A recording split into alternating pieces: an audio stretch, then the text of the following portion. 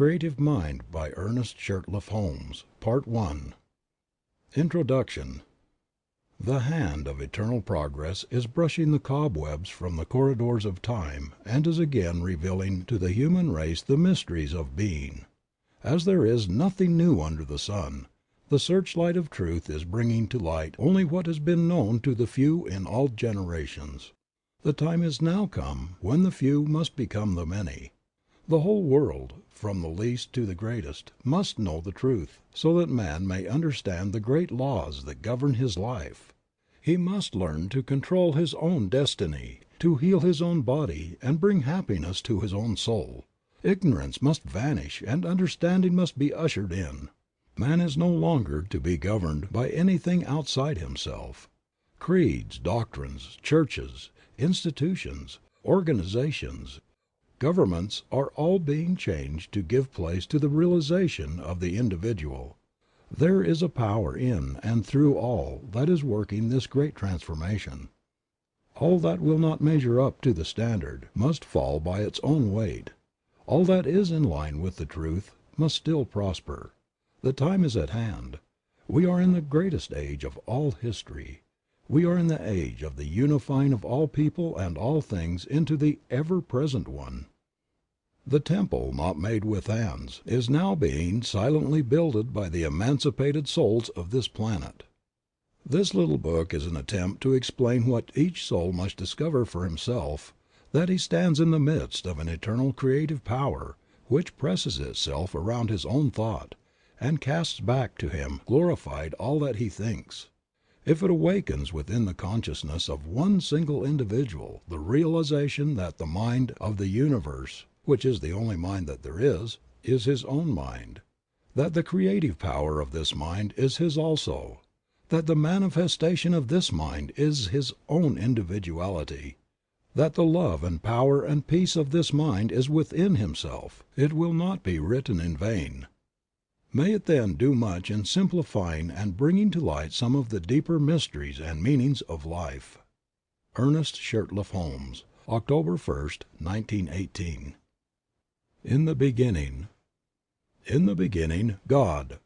Clear and expressive are these words. In the beginning, God only. No manifest universe, no system of planets, nothing of form or life, of brute or man. God was the spirit of all that was to be, but he had not yet moved upon the waters.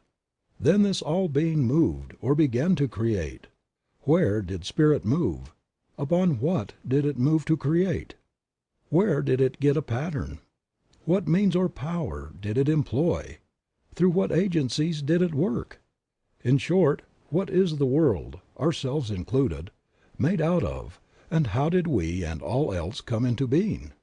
These questions correctly answered would solve the problem of being and set men free. Let us consider.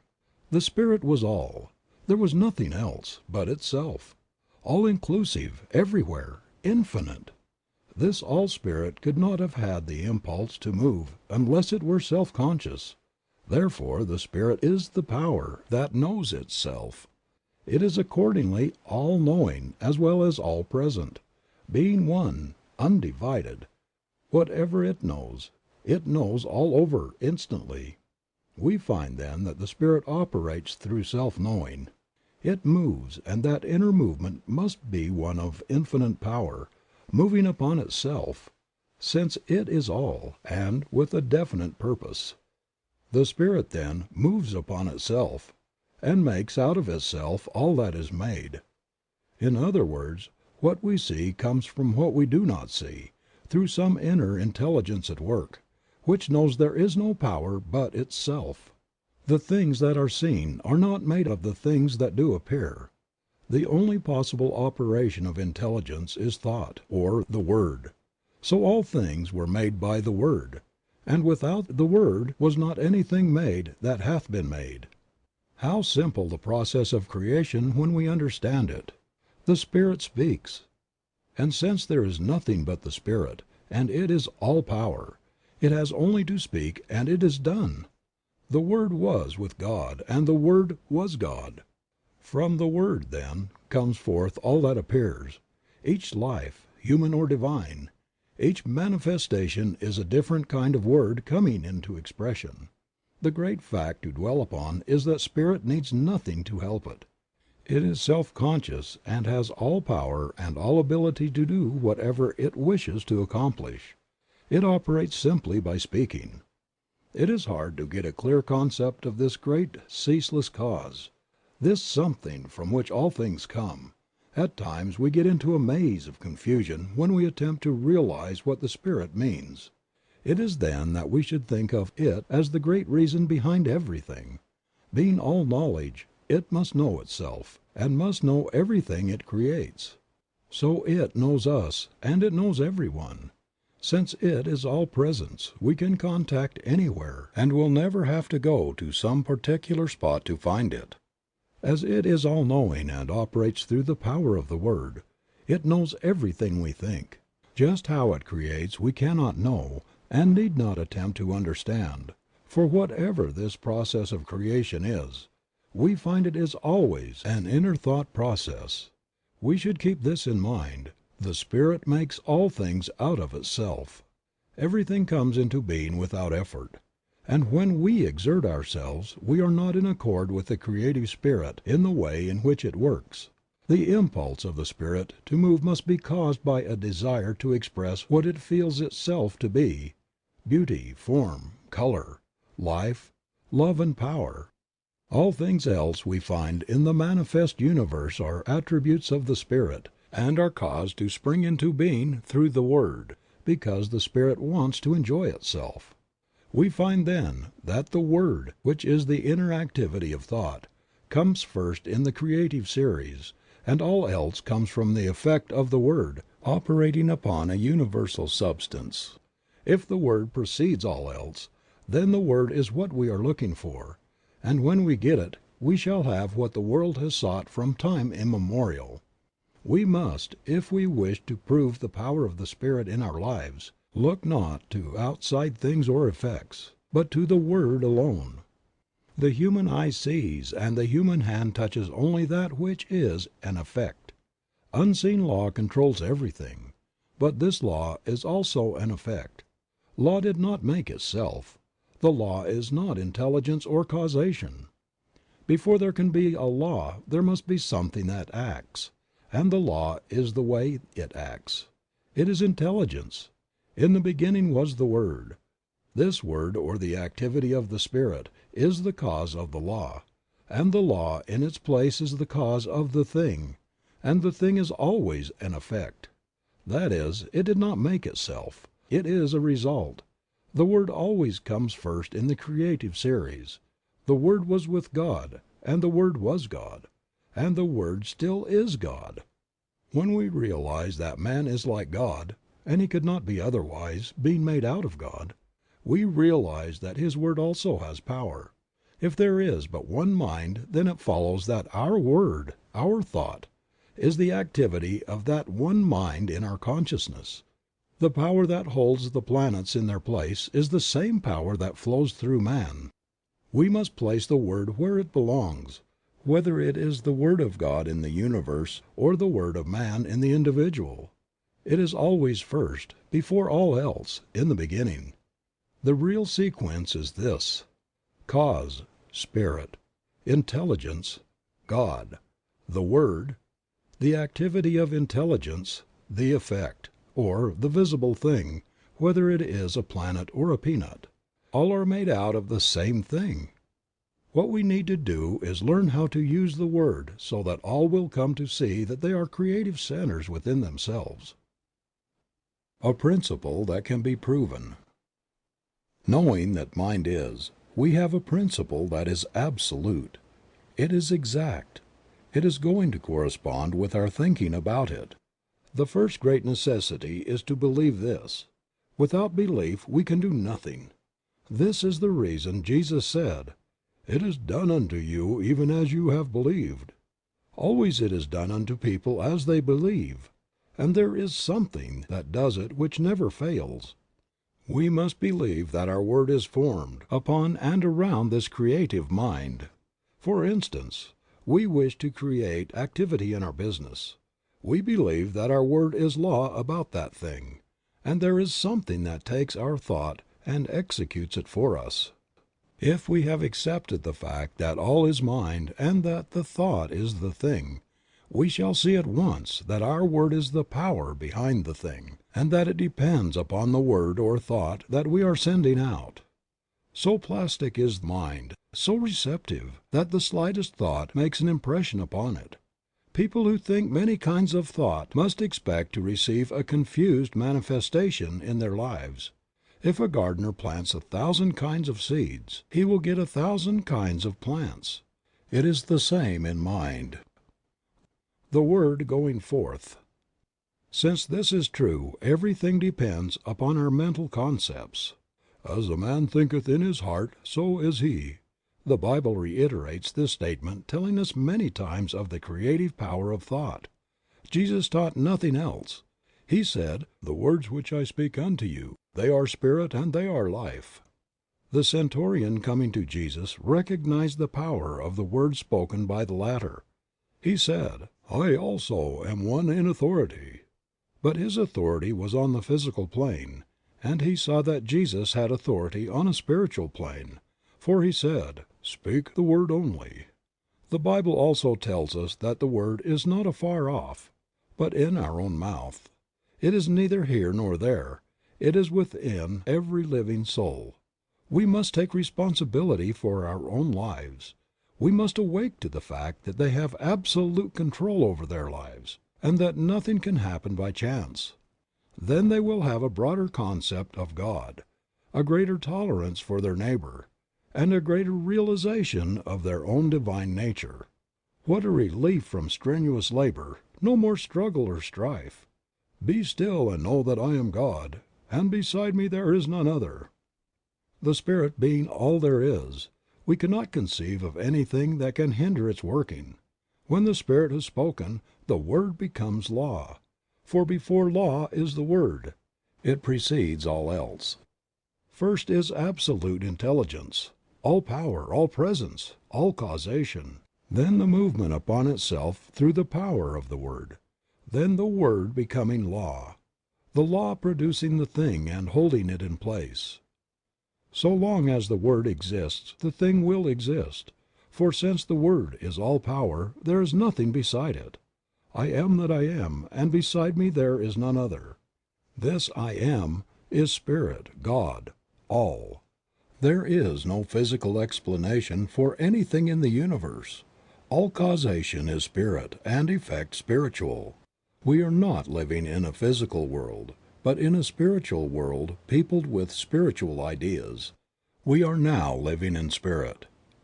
God, or Spirit, governs the universe through great mental laws that work out the divine will and purpose, always operating from intelligence.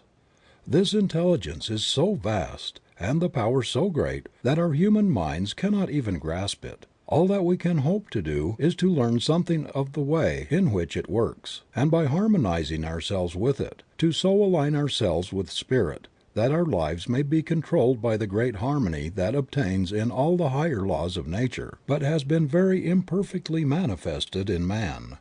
This brings us to the second point of consideration. Why and what is man? We find in the physical universe that automatic laws govern everything. For instance, the tree cannot say, "I will not," because of the law that holds it in place. It grows without any volition of its own. So it is with all nature, but when we come to man we find a different manifestation of the Spirit, a being who can say, "I choose." In all creation man alone is an individual, man alone is free, and yet man alone wants, is sick, suffers, and is unhappy. Man marks the earth with ruin. Why? Because he has not found his true nature. The very thing that should free him, and eventually will do so, now limits him. God could not make an individual without making him able to think, and he cannot think without bringing upon himself the results of his thought, good or bad. This does not mean using two powers, but using the one from two standpoints. Nothing in itself is either good or bad. All things exist in the mind as a potentiality, Mind is eternally acting upon thought, continually producing its own images from mind, and casting them out into manifestation. Man must be the outcome of the desire of the spirit to make something which expresses the same life that it feels. Man is made to be a companion of the Infinite, but to arrive at this exalted plane of being he must have his freedom, and be let alone to discover his own nature, to return love to his Creator only when he chooses to do so. At the doorway, then, of man's mind this wonderful God has to wait. "Behold, I stand at the door and knock." The opening must be on the part of the individual. Man lives in a mind that presses in upon him from all sides with infinite possibilities, with infinite creative power. The divine urge of infinite love crowds itself upon him and awaits his recognition. Being the image of this power, his thought also must be the word, or cause it life. At the center of his being is all the power that he will need on the path of his unfoldment. All the mind that man has is as much of this infinite mind as he allows to flow through him. We have often thought of God as far off, and of man as being separate from all the good, and now we are coming to see that God and man are one, and that one is simply awaiting man's recognition, that he may spring into being and become to man all that he could wish or want. "As the Father has inherent life in himself, so hath he given to the Son to have life within himself." It could not be otherwise. We are all in mind, and mind is always creating for us as we think, and as we are thinking creatures, always thinking, our happiness depends upon our thought. Let us consider the law of our life. The law of our lives. Spirit creates through law. The law is always mind in action. Mind cannot act unless intelligence sets it in motion. In the great universal mind, man is a center of intelligence, and every time he thinks he sets mind into action. What is the activity of this mind in relation to man's thought? It has to be one of mental correspondence.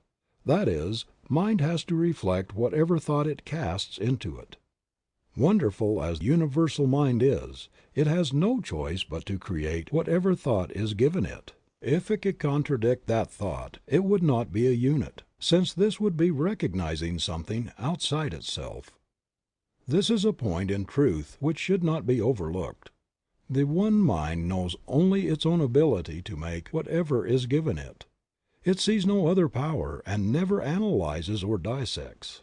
It simply knows. And the reason why people do not understand this is that they have not realized what mind is. The ordinary individual thinks of mind only from the limitation of his own environment. The concept he has of mind is the concept of his own thinking, which is very limited. We are surrounded by an all-seeing, all-knowing mind, which is one and runs through all. The belief in the dual mind has destroyed practically all philosophies and religions of the ages, and will continue to do so until the world comes to see that there is but one. Whatever name is given it, there is but one. It is this one that creates for us, whatever we believe. Our thought operative through this one produces all our affairs. We are all centers in this mind, centers of creative thought activity. There is nothing which appears in the manifest universe other than an objectified thought, whether it be a bump on your head, a growth on your foot, or a planet. It could not be there were it not made out of mind, for mind is all there is to make anything out of. Whatever is made out of it. Nothing exists or can exist without a source from which it springs. We are not dealing with a negative as well as a positive power, not two powers but one. A power that sees neither good nor evil as we see it. It knows only that it is all, and since it is all, it creates whatever is given it. From our limited standpoint we often think of good and evil, not realizing that, as yet, we do not know the one from the other. What we call good today, we may call evil tomorrow, and what we think to be evil today, we may tomorrow proclaim as the greatest good we have ever known. Not so with the universal power of mind. It sees only itself and its infinite ability to create. To the thinking person this will mean much. He will see that he is no longer living in a limited universe, a world of powers, but that he is immersed in an infinite creative medium which, because of its nature, has to create for him whatever he believes. Jesus understood this, and in a few simple words laid down the law of life. "It is done unto all people as they believe." This is a great thing to keep in mind. It is done unto us. We do not have to do it. For it is done unto us of a power that knows itself to be all there is.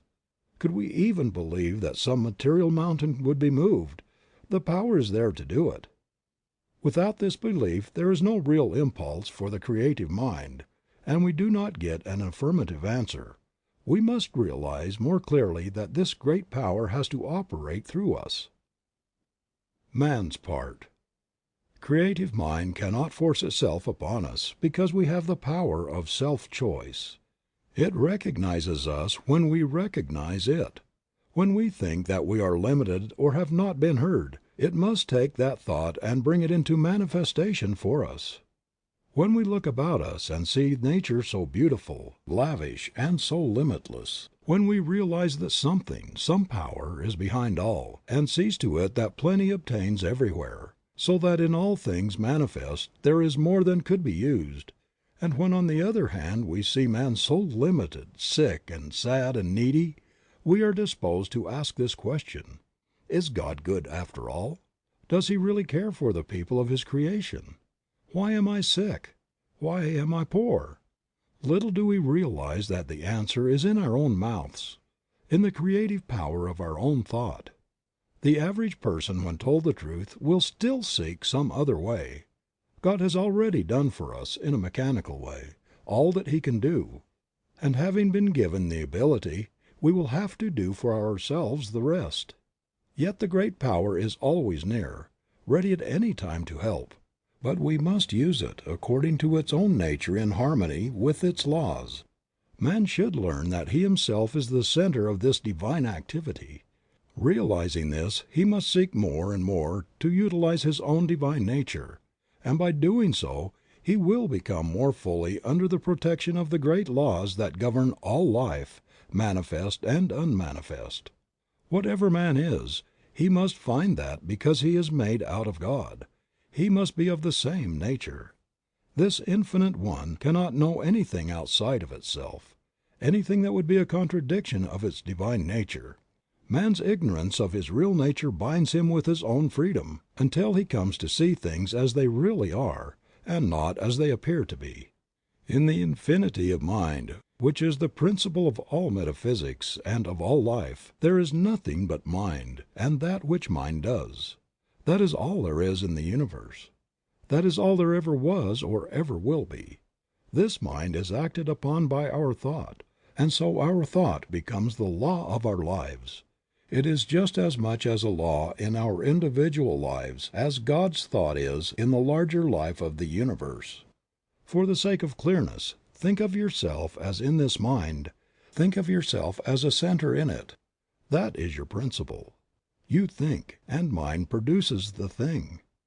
One of the big points to remember is that we do not have to create. All that we have to do is think. Mind, the only mind that there is, creates. Few people seem to understand the nature of the law, and so think that they have got to do something, even if it is only holding a thought.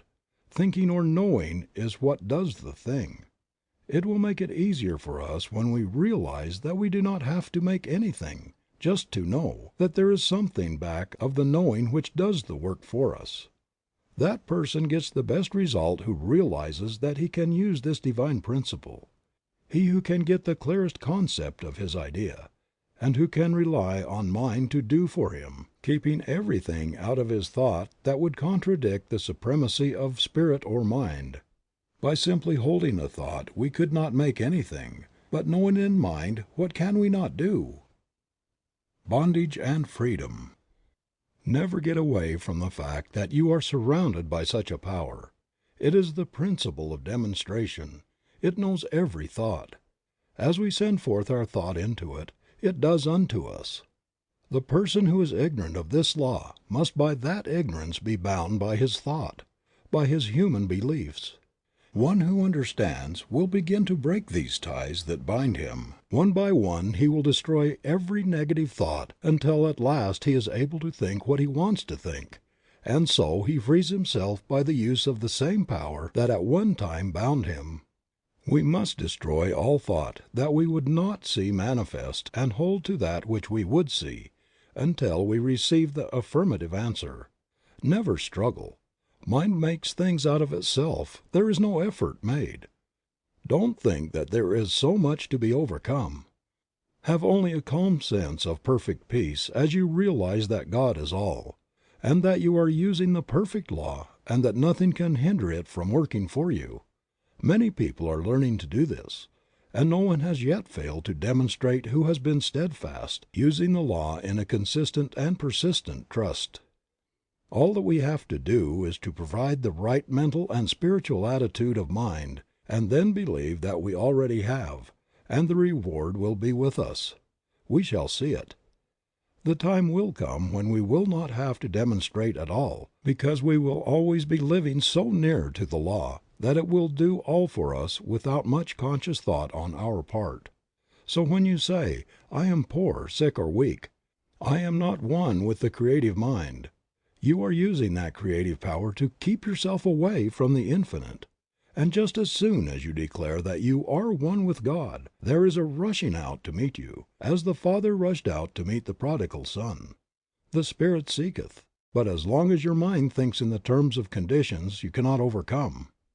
The difficulty comes from our inability to see our own divine nature and its relation to the universe. Until we awake to the fact that we are one in nature with God, we will not find the way of life. Until we realize that our own word has the power of life, we will not see the way of life. And this brings us to the consideration of the use of the word in our lives. The Word. The Word was with God, and the Word was God.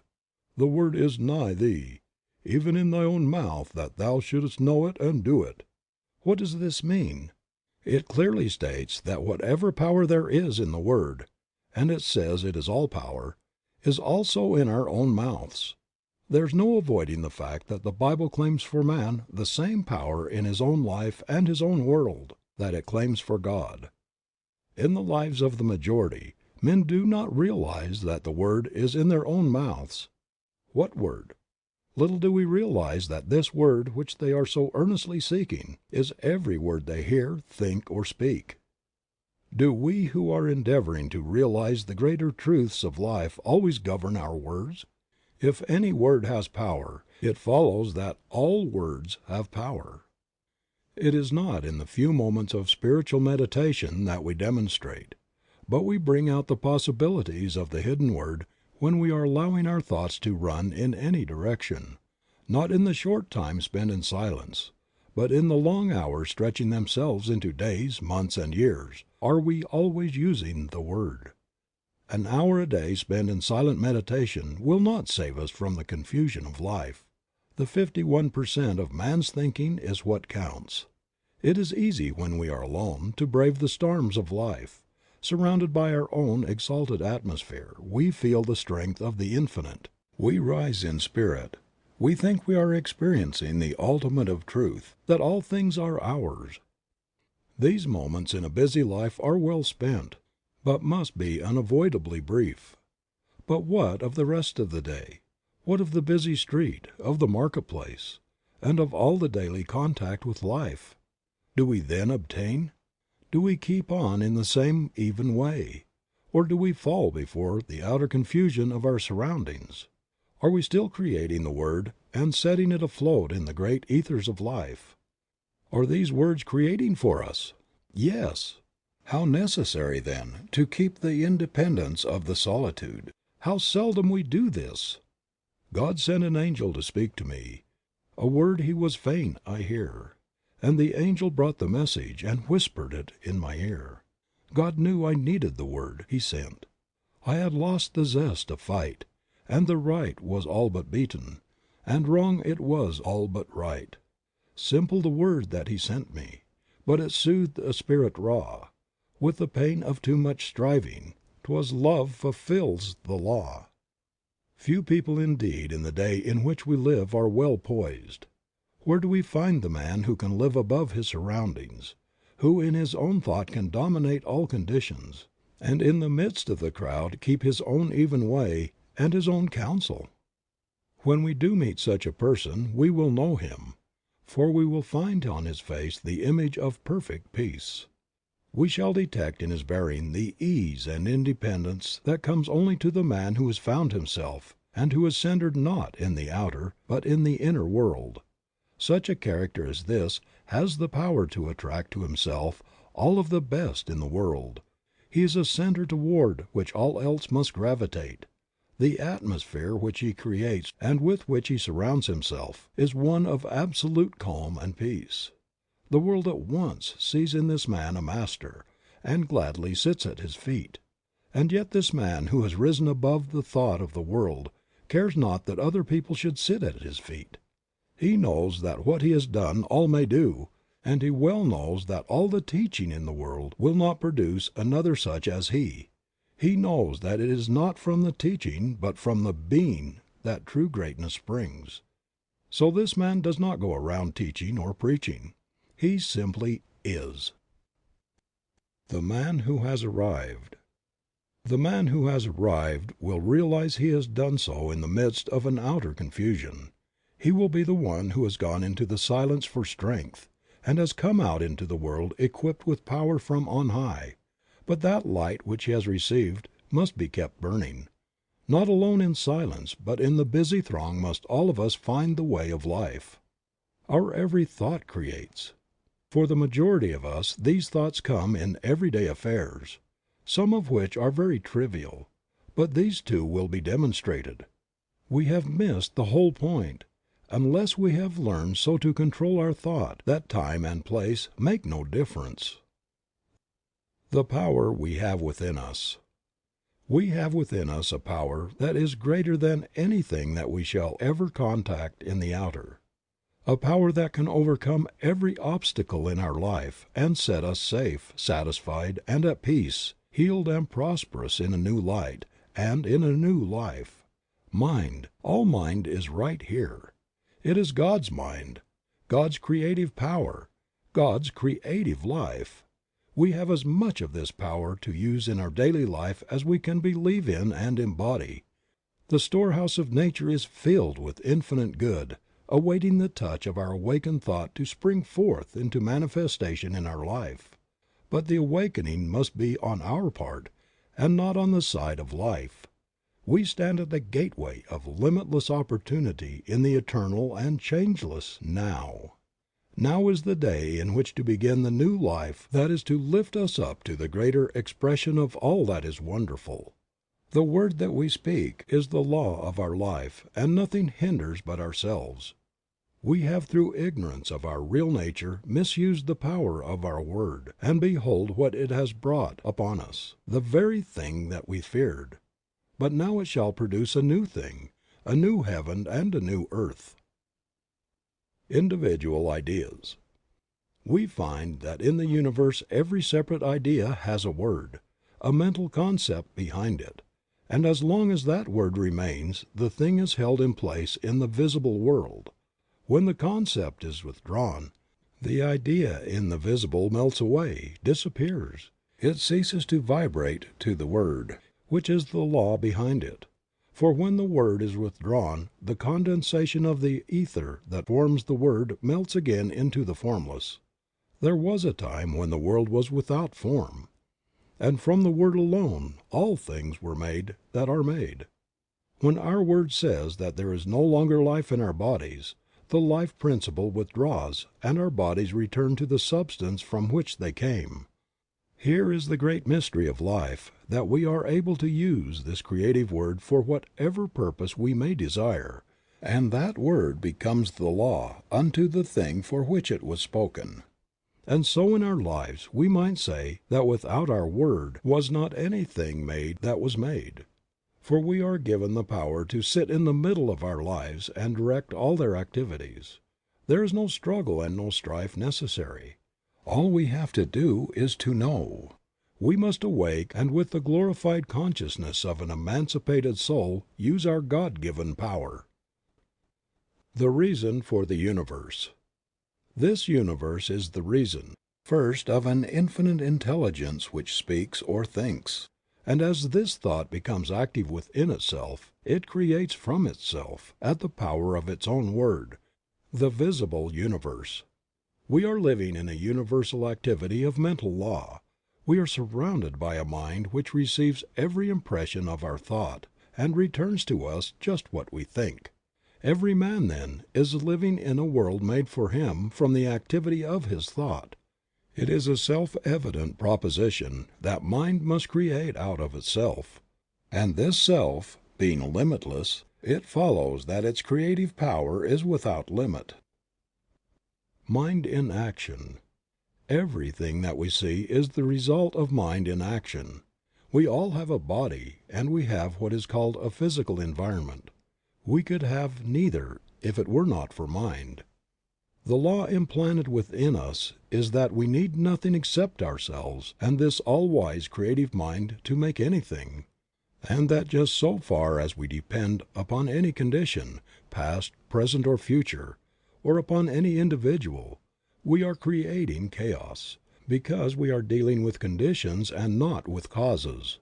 Every living soul is a law unto himself. But of this great truth few people are conscious.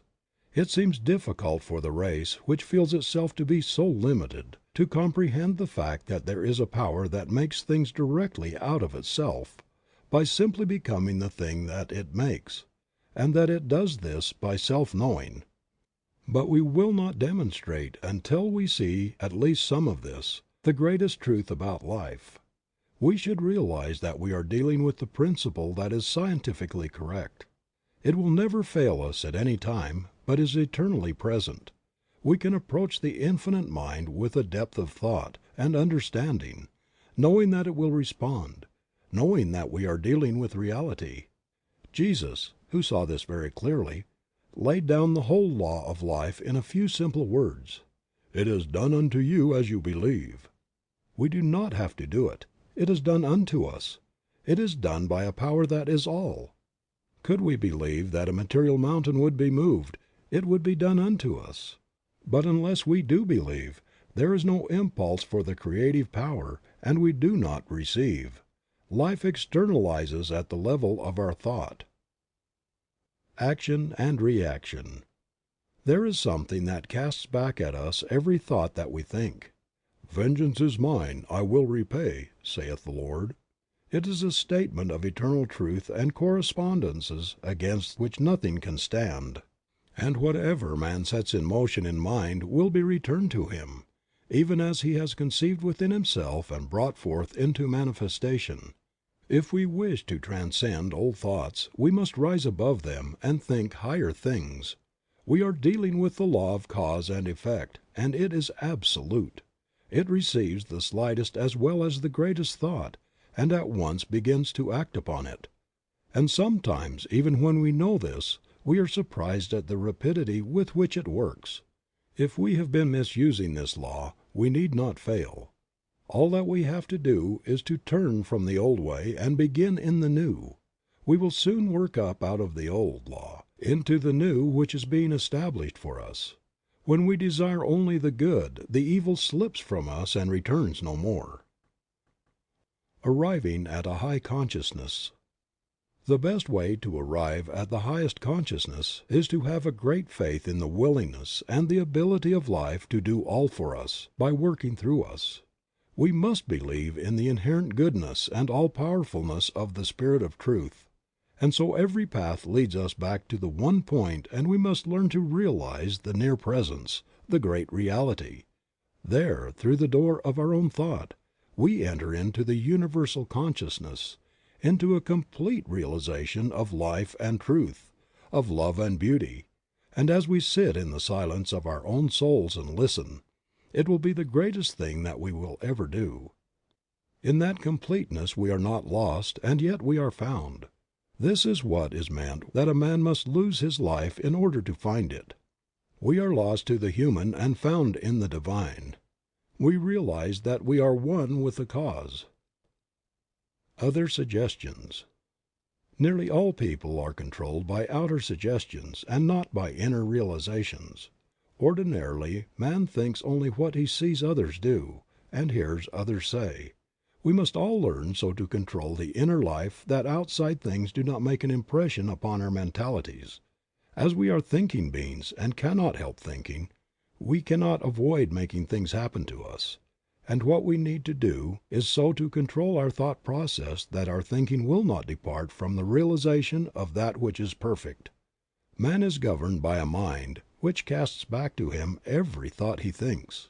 He cannot escape from this, and need not try. It would be useless. The laws of the mind are simple and easy to understand. The trouble with us has been that we have laid down great obstructions, and then have tried to overcome them. Stop trying.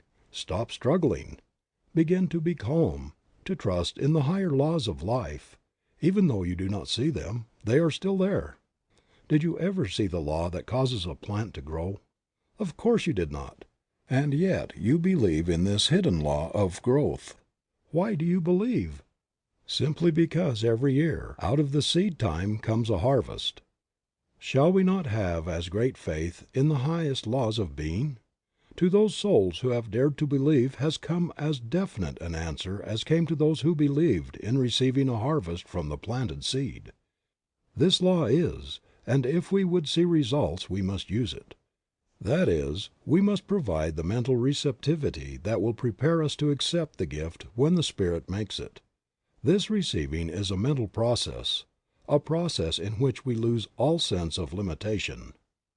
If you wish to demonstrate prosperity, begin to think and talk about it, and to see it everywhere. Do nothing that contradicts this thought either mentally or physically. The world is full of good. Take it and forget all else. Rise above depression and be glad you are saved from adversity. The human mind needs to be cleansed from the morbid thoughts that bind through its false beliefs. No living soul can demonstrate two things at the same time, if one contradicts the other. There is no way except to let go of all that you do not wish to come into your experience, and in mind take all that you do wish. See, hear, talk about, and read only what you wish, and never again let a negative thought come into your mind. God knows good only, and when we are in line with good, He knows us. When we are out of harmony with good, we say, God has forgotten us. On the one hand, we have an infinite intelligence which has brought us up to where we are today, and having done all that it can for us now, lets us alone to discover our own nature. On the other hand, we have the infinite law, which is an activity of God, and we can use it for what we will, only with this provision, that, in so far as we use it for the good of all, are we protected. The law obtains through all nature that as a man sows, so must he reap. Now the Father has brought us to where we can understand life, and we must go as we choose. If we are in harmony with the great forward movement of the Spirit, there is nothing that can hinder our advancement. If we oppose it somewhere along our pathway, it will crush us. As with individuals, so with nations. In so far as they work with the right spirit, they prosper. When they begin to fail in the use of this law, they begin to fall. He who understands will take the position of one who wishes to work in union with the power of good, and to such a one will come all the power that he can conceive of and believe in. His word becomes an expression as the very word of God, and he must realize it to be all-powerful. So the one who is truly united with good will wish to express only the truth for all, and in doing so he is working along the lines of the enfoldment of the Spirit. And though he may seem to fail, from the ordinary standpoint, yet his success is assured, for he is at one with the only ultimate power before which, in time, all else must fall. End of Part 1.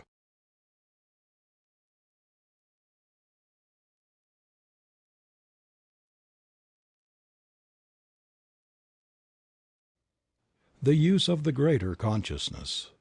In practice the emancipated soul must always realize that he is in union with the Father. What the Father does, he can do in his own life. What God is, he can become. His word must be spoken with absolute authority. He must know. There should be no uncertainty. The word is the only power. Everything must come from it, and nothing can stand against it. It is the great weapon which he is to use against all evil and for all good. It is his shield against all adversity and his sure defense against all seeming limitation. The secret place of the Most High is in his own soul, where God dwells in eternal peace and infinite calm. Here he walks the waters of life undisturbed by the waves and the storm. Divine companionship is his for all eternity. Peace which transcends all human confusion comes, and he realizes that indeed he is honored of the Father.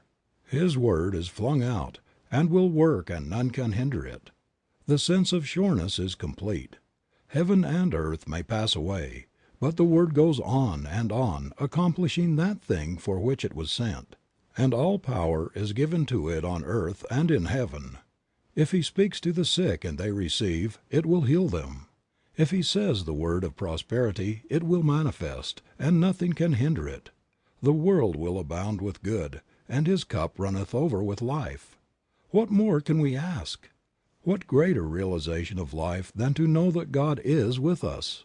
From this great realization comes peace, a peace which the world little understands, and a calm which is as deep as the infinite sea of love in which he realizes himself to be immersed.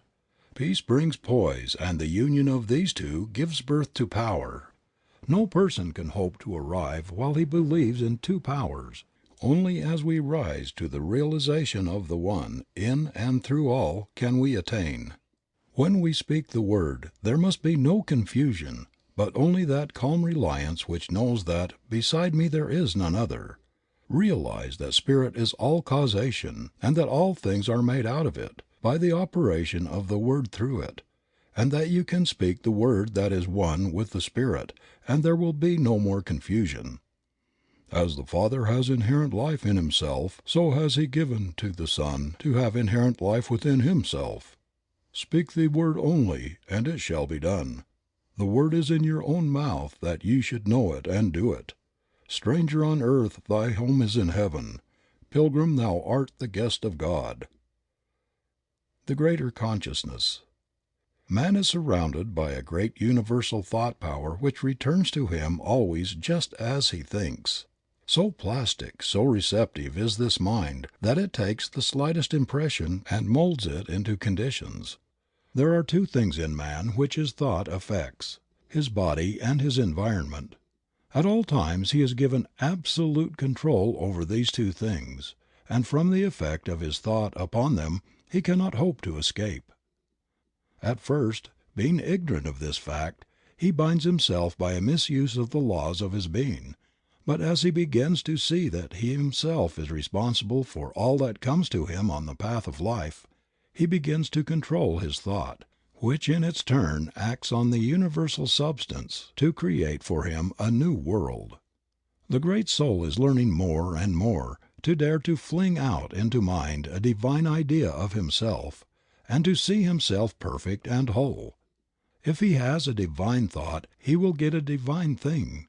If he has a human thought he will get a human thing.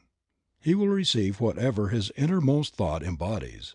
And so we find in the Bible twice repeated these words, "To the pure thou wilt show thyself pure, and to the forward thou wilt show thyself forward.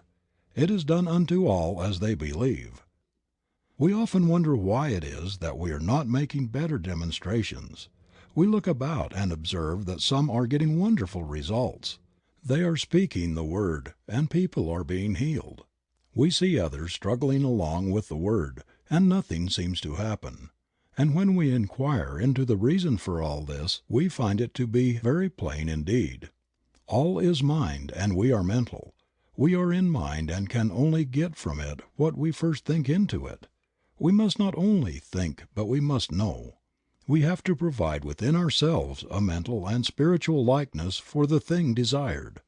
The reason why so few succeed, then, must be because they have not mentally really believed to the exclusion of all that would deny the thing which they believe in. And the reason why others do succeed must also be because they have absolutely believed and allowed real power to flow through and out into expression. They must have a real concept of life. Hold an object in front of a mirror and it will image in the mirror the exact size of the object. Hold a thought in mind and it will image in matter the exact likeness of the thought. Let us take this image which we hold before a mirror and change it ever so slightly, and there will be a corresponding change in the reflection. It is just the same in the mental world. Whatever is imagined is brought forth from mind into manifestation. We must not deny that which we affirm. We must reason only from that cause which is spiritual and mental and weed out all thought that would deny its power in our lives. There seems to be something in the race thought that says man is poor, man is limited, that there is a lack of opportunity, that times are hard, that prices are high, that nobody wants what I have to offer. No person succeeds who speaks these ideas. When we express ourselves in this way, we are using a destructive power. All such thoughts must go, and we must all realize that we are an active center in the only power there is. We must get the perfect vision, the perfect conception. We must enlarge our thought until it realizes all good, and then we must swing right out and use this almighty power for definite purposes. We should daily feel a deeper union with life, a greater sense of that indwelling God, the God of the everywhere within us. When we speak into this mind we have sown the seed of thought in the Absolute and may rest in peace. We do not have to make haste, because it is done unto all as they believe. In that day that they shall call upon me I will answer. People will often ask, what is the best method for demonstration? There is but one answer to that question. The Word is the only possible method of demonstrating anything. The Word really felt and embodied in our thought. Then the Word becomes flesh and dwells among us and we behold and experience it. We will ask for no other way when we understand this. The person who does not understand these laws will be likely to say that this is presumptuous, that it is even sacrilegious. But this comes only from a lack of understanding of the fact that all is governed by law, and that all law is impersonal and universal. We have just as much right to use spiritual law as to use the so-called physical laws. Strictly speaking, there's no such thing as a physical law, as all things are spiritual and all law is a law of the activity of the Spirit. The greatest use of these laws will always come to that soul who is the most deeply spiritual, as such a soul comes the nearest to using law as God uses it. So to the really great soul there must come a very close relationship with the invisible God. This relationship cannot be expressed in words, but only in inner feeling which transcends the power of words to express. God must become the great reality, not simply as the principle of life, but more as the great mind which knows, and which at all times understands and responds. To say that God does not understand our desires would be to rob the divine mind of all consciousness and place God lower in the scale of being than we ourselves are. On the other hand, we must be careful not to believe that God thinks evil and understands that which is not perfect, as then we would have an imperfect being for the first cause. We should more and more learn to think of things in the absolute, that is, to think of things as not limited by conditions. Realize at all times that the Spirit makes things out of itself, and needs no beginning except its own self-recognition. Then we must cognize our relation to this great power as one of absolute correspondence. What we think into it, it takes up and does for us as we think. It should not be an effort so to think. We should do so with ease, without strain. The law must return to us. We have no responsibility except to provide the proper channel. It can return only in the exact way that we think. If we think struggle is the reality, we shall gain our demonstration, but struggle will have to be the result. There is a law of reflection between mind and the one who thinks, and it is not only what a man thinks, but also how he thinks, that shall be done unto him. If you believe absolutely that you can do a certain thing, the way will always be opened for you to do it. If also you believe that time will have to elapse, then you are making a law, and time will have to elapse. If, on the other hand, you believe that mind knows just how and never makes mistakes, but lets it be done unto you, then it will be done. Confusion brings more confusion, peace begets more peace.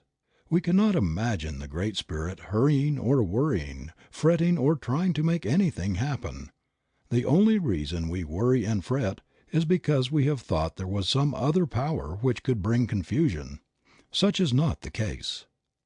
There is but one, and we are always using that one, but using it according to our belief.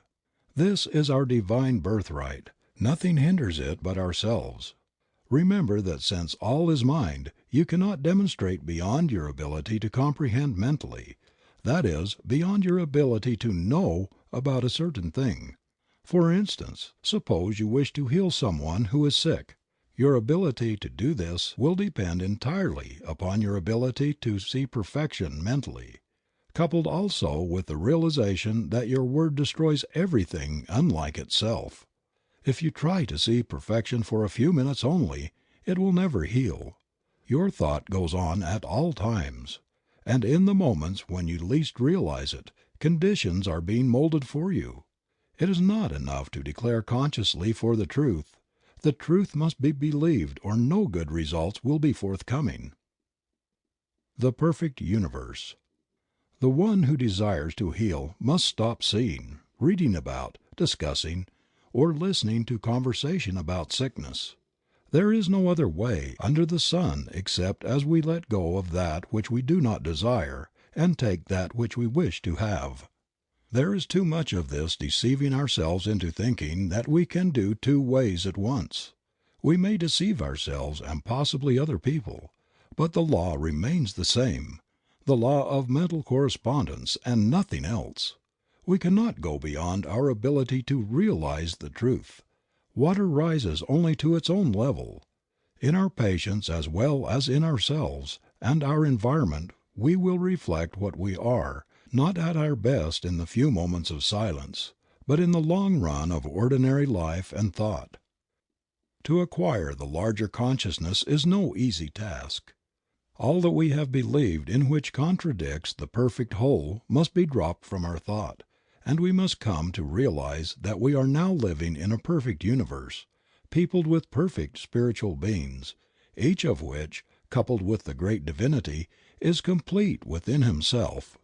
We must see that we are one in the Great One, and then we will not separate or divide, but unite and add to, until in time we will find that we are living in an entirely different world from that in which we had once thought we were living.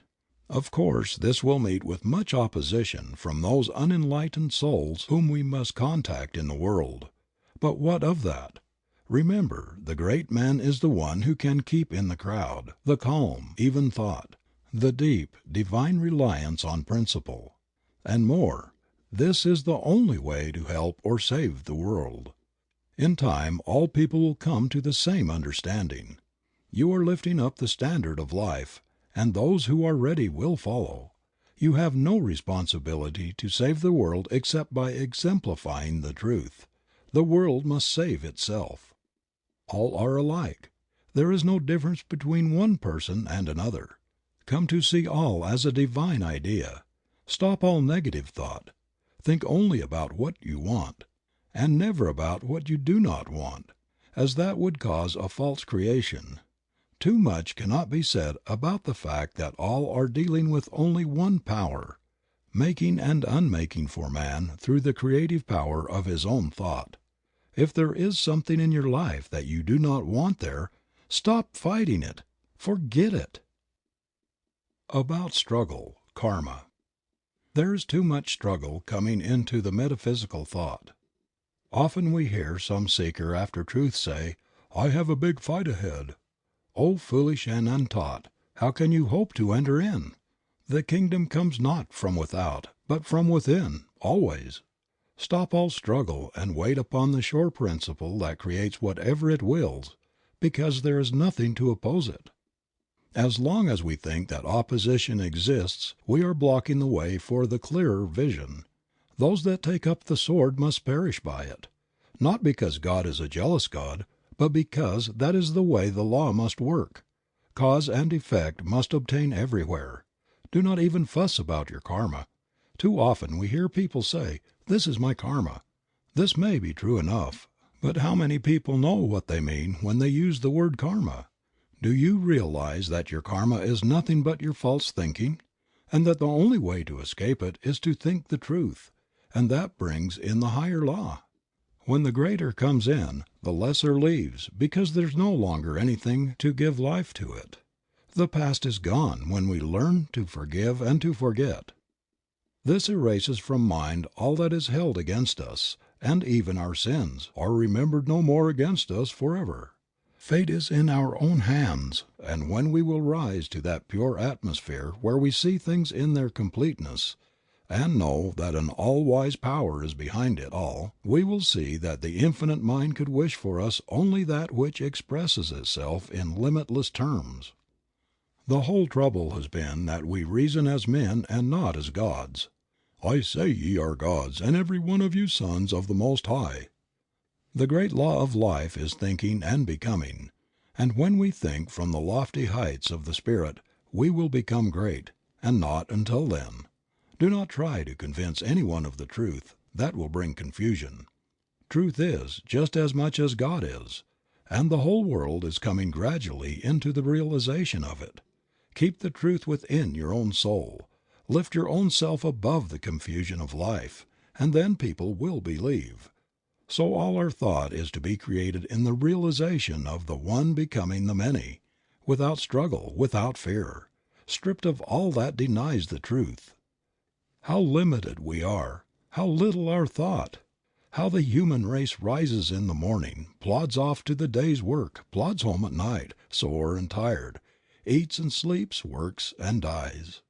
As has been said of man, man works hard to get money to buy food to get strength to work hard, to get money to buy food to get strength to work hard to get money, etc. This was never intended. It is the curse imposed on the man who believed in two powers, one of good and one of evil. To us there has come a greater vision, and to those who believe and act as though it were true it is proving itself. We must turn from all human thought and experience. We are not downtrodden, depraved, and miserable sinners, born in sin and conceived in iniquity and shame, some to go to heaven and some to hell, and all to the eternal glory of God. This is a lie. It always has been and always will be. But as long as we believe in a lie, it seems to be present with us. Man is born of the Spirit of God Almighty, is pure, holy, perfect, complete, and undefiled, is at one with his eternal principle of being. Many people are finding this out, and as a monument to its truth millions are daily proving it for themselves. Somewhere down the path of human experience we will all awaken to the realization that we ourselves are heaven or hell. We live in spirit awaiting the touch of thought that believes. All people look, a few see. Part 2. Practice. Introductory. The one who wishes to practice metaphysics must first, last, and all the time realize that he himself is a center of the divine activity. He must know that whatever God is in the universal, He is in the world in which he lives. He must know that all things are made out of Spirit, which is first cause. Nothing comes before Spirit. Operating upon itself, out of itself, it makes what it will out of its own perfect desire. He must think of the Spirit as the Father of his own life, eternally bound to Him, eternally binding him to it. He must know that the Spirit not only can manifest through him, but that it wishes to do so. The Father seeks such to worship Him. The practitioner who understands the truth knows that as long as God exists he will exist. that he could no more become non-existent than God could. Walking, talking, moving in God, he must not only see the Divine Being as the great unknown cause, but he must go a step further and see God as the great self-knowing, understanding power of infinite intelligence, thinking through his own thought and willing into his own life all power and all good. More than this, God must become within his own soul the greater self, the inner life, the inner light that is to light his path with sure step to the attainment of the greater ideals. God is to become the great friend of his life, understanding him and helping him at all times to understand all things. No more books, no more teachers, no more preachers, creeds, or candlesticks will he ever need. The old methods must vanish into their native nothingness, as the great realization that God is all in his life dawns upon his awakened thought. Naught is the squire when the king's at hand. Withdraw the stars when dawns the sun's brave light. He must know that not height nor depth nor any other thing can come between the soul and its perfect Creator. Too long have we listened to people. Now our own soul shall speak in a language that is unmistakable. Now shall we ourselves become masters of all life and interpreters of all mysteries. Now my Father and I are one. As the Word of God goes forth and sets in motion the all law, so must we realize because we are one with the Word that our own thought has the power of expression. The one who wishes to heal must come to see all evil as impersonal, fastening it to no one, but realizing that it is simply false thought. The healer knows that the word which he is to speak will destroy this false impression, and by erasing it, it will vanish. There should be absolutely no sense of responsibility beyond speaking the word in positive faith, knowing. All struggle belongs to the old order. In the new, peace takes the place of confusion. Faith answers the cry of doubt and fear, and the word is supreme. We must know that our word is law, and cannot be set aside by the false thought of the world. Every time that we state a truth, we must know that that truth destroys all that is unlike itself and frees the thought of the one whom we wish to help and to heal. This word must become the new law which frees. People are sick because they think sickness, and will be healed only when they turn from this kind of thought and begin to think in terms of health. The same power used in two ways. There is only one power, but we use it in two ways, either to destroy or to save. The blessing and the curse are one and the same thing. The power of mind used either affirmatively or negatively. The word used in fear and doubt or in faith and assurance. You do not have to understand material philosophy or be learned in the books of the human race. All these things may be good in their place, but to one who understands the greater laws of life they are as simple babblings. An infant crying in the night, an infant crying for the light, and with no language but a cry. We no longer cry, we know. We no longer ask if there be a God, or if we dare to speak to Him lest we die. We do not analyze, dissect, affirm, or deny. We know. We trust our own word because first we know in whom we have believed.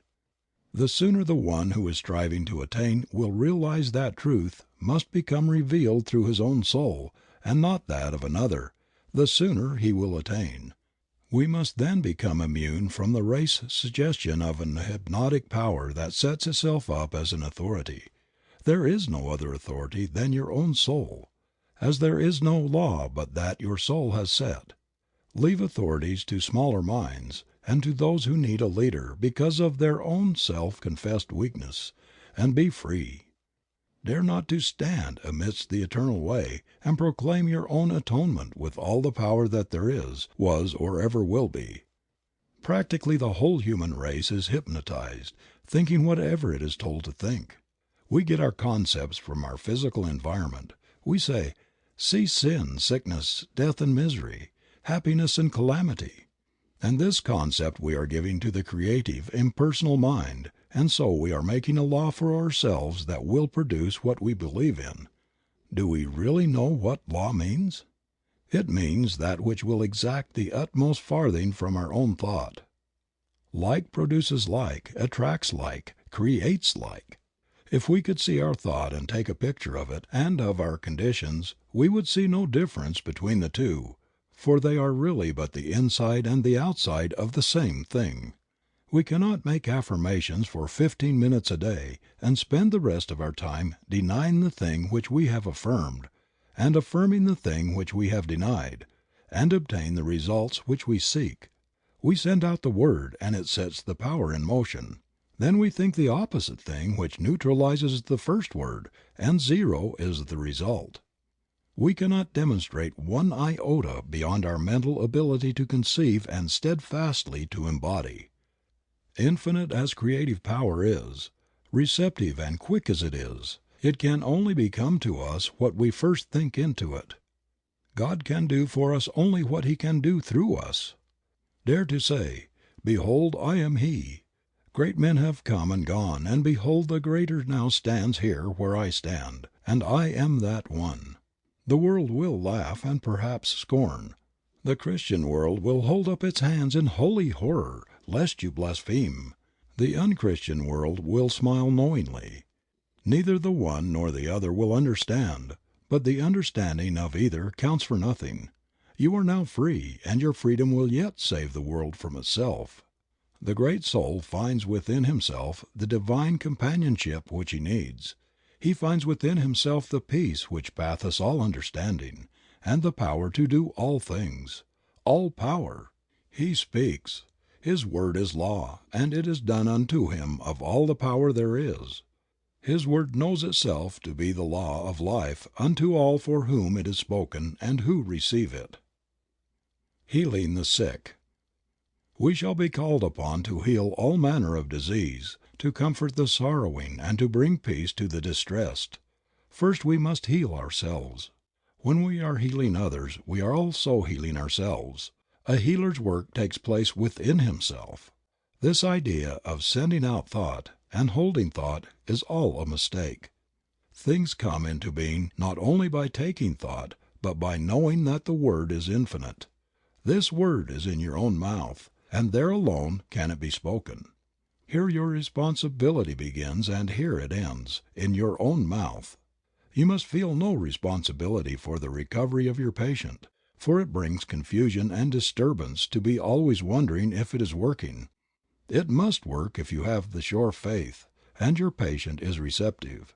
You are dealing with the same power that said, "Let there be light," and there was light. If your patient is suffering from a belief that he is dying of some dread disease, you must know that when you speak the word it will destroy this false belief and set him free.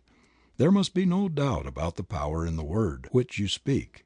It should be said in perfect calm, in peace, and with absolute faith that it will work.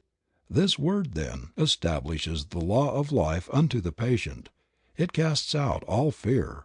It destroys all false sense of material life and realizes that all is an expression of a perfect God, and so leaves nothing that can sin, be sick, suffer, or die.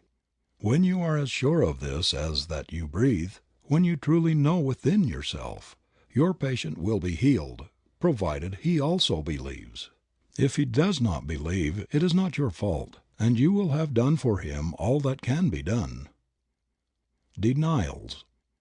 Some people teach the use of denials. This must be settled by each individual for himself. Here and at all times we must settle every question from within and not from without. No living soul can say how another should or should not work. Be aware of the danger of a self-appointed authority. This danger is as apt to come into new thought as it was in the old.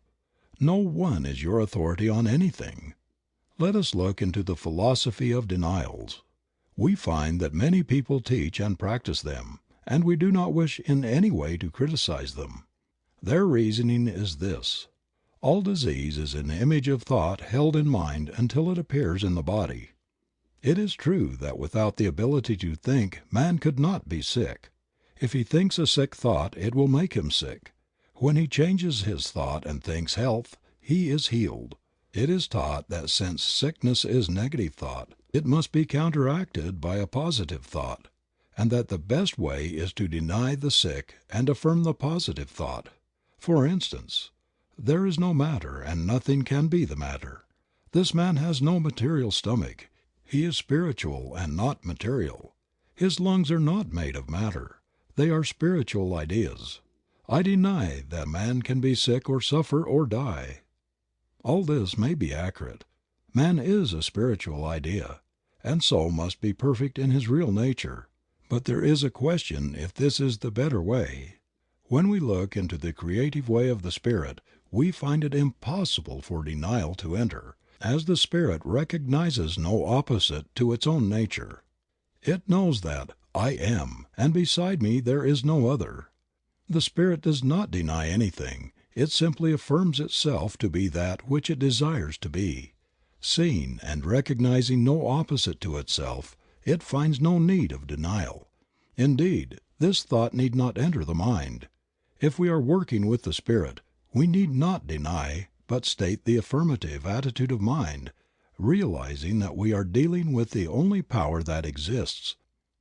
There is a subtle danger in using denials. We may deny to such an extent as to erect a barrier or build a mountain to overcome. Once realize that God makes things out of Himself simply by speaking, and you will never again use denials in treating. All that needs changing is the false thought, and by affirming that your word destroys everything but itself, you will embody all that a denial could. In those systems that teach denials, we find that the more enlightened ones are gradually using the affirmative method, and as this is the growth of experience there can be no doubt that it is the better method. Of one thing we may be sure, the Spirit never denies. It simply knows that I am. The use of affirmations. The affirmation is the great weapon of the healer. It is in alignment with the way of the original creative spirit, and is the true use of the word of all power. We need only to say that our word is the law unto the case, and calmly state what we want to be done, and then say and do nothing that contradicts it, and wait for the fulfillment of that word. There is a power that operates on what we say, and it is done unto us, and we need have no fear about the results. If I am treating Mary Jones, I need only say I am helping her, and go to work within myself to realize that she is now a perfect being, made in the image of God. I must know that I am destroying all imperfection when I know within myself that I am speaking the truth, and realize that she is perfect. The healing is done as far as I am concerned. If she receives, she is healed. I am not responsible for her receptivity.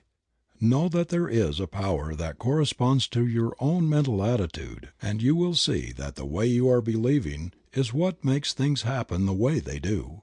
Always believe in what you are doing. Never see the negative side of life. Never talk about it, or listen to talk of other people, and never think about or see imperfection, and you will have no trouble in making demonstrations. The highest attitude of mind. The highest attitude of mind, from which all else springs, is one of perfect calm and absolute trust in the Spirit. The one who can with perfect confidence look into the future, and with perfect ease of mind rest in the present, and who never looks backward, but who has learned to be still in his own soul and wait upon the Spirit, he is the one who will the most completely demonstrate the supremacy of spiritual thought over so-called material resistance. Be still and know that I am God. Non-resistance. Resist not evil, and it will flee from you. Here is a statement of one of the great laws of our being. When we resist we make a mental image of the thing we are fighting, and that tends to have it created for us. When we learn to look only at what we want and never at what we do not want, we will no longer resist anything. Suffer it to be so now. You need not try to change the world. Let it alone. All people are doing the best they can. No one needs to be saved but yourself. And the sooner you realize this, the sooner you will attain. Get over that holier than thou attitude. It is an illusion that many people suffer from, especially in the religious world. The world is all right. It's not going to hell. It is on the way to heaven. It is getting good so fast that in the process many things are being overturned and confusion appears to be on the surface. A great change is taking place, and on the surface the results are as yet a little mixed, but underneath the power is at work, destroying all unlike itself. In time all will come to see this. What a load of responsibility we assume that we were never meant to carry. Remember that in the divine plan no mistakes are made, and that if God could have done it in a better way, He would have done it differently. No souls are lost, for all live and move and have their being in Him, and God is not a God of the dead, but of the living, for in His sight all are alive. Too long have we believed the negative simply because we have allowed ourselves to become hypnotized by a few strong-minded people, and by those who have imposed upon the race a mass of false philosophy. Be alive. There is no place in the new order for dead ones. The true metaphysician is alive to all that is useful. Filling his place in the events of the human race, he takes part in all its labor and in all its fun. Pessimism must be relegated to the scrap heap. There is no place among the living for the dead. Let the dead bury their dead. Follow thou me. Do not hesitate to enter into the game of life, but do so with a zest and enthusiasm that overflows with life. Fill yourself with the radiance of a life running over with power and usefulness. Then shall the world see your light. People in the new thought above all others should enter into the business world, into educational vocations, into politics, into every walk of life, and there prove before a waiting world, tired of itself, that a man's a man, with this difference, not a son of man, but a son of God.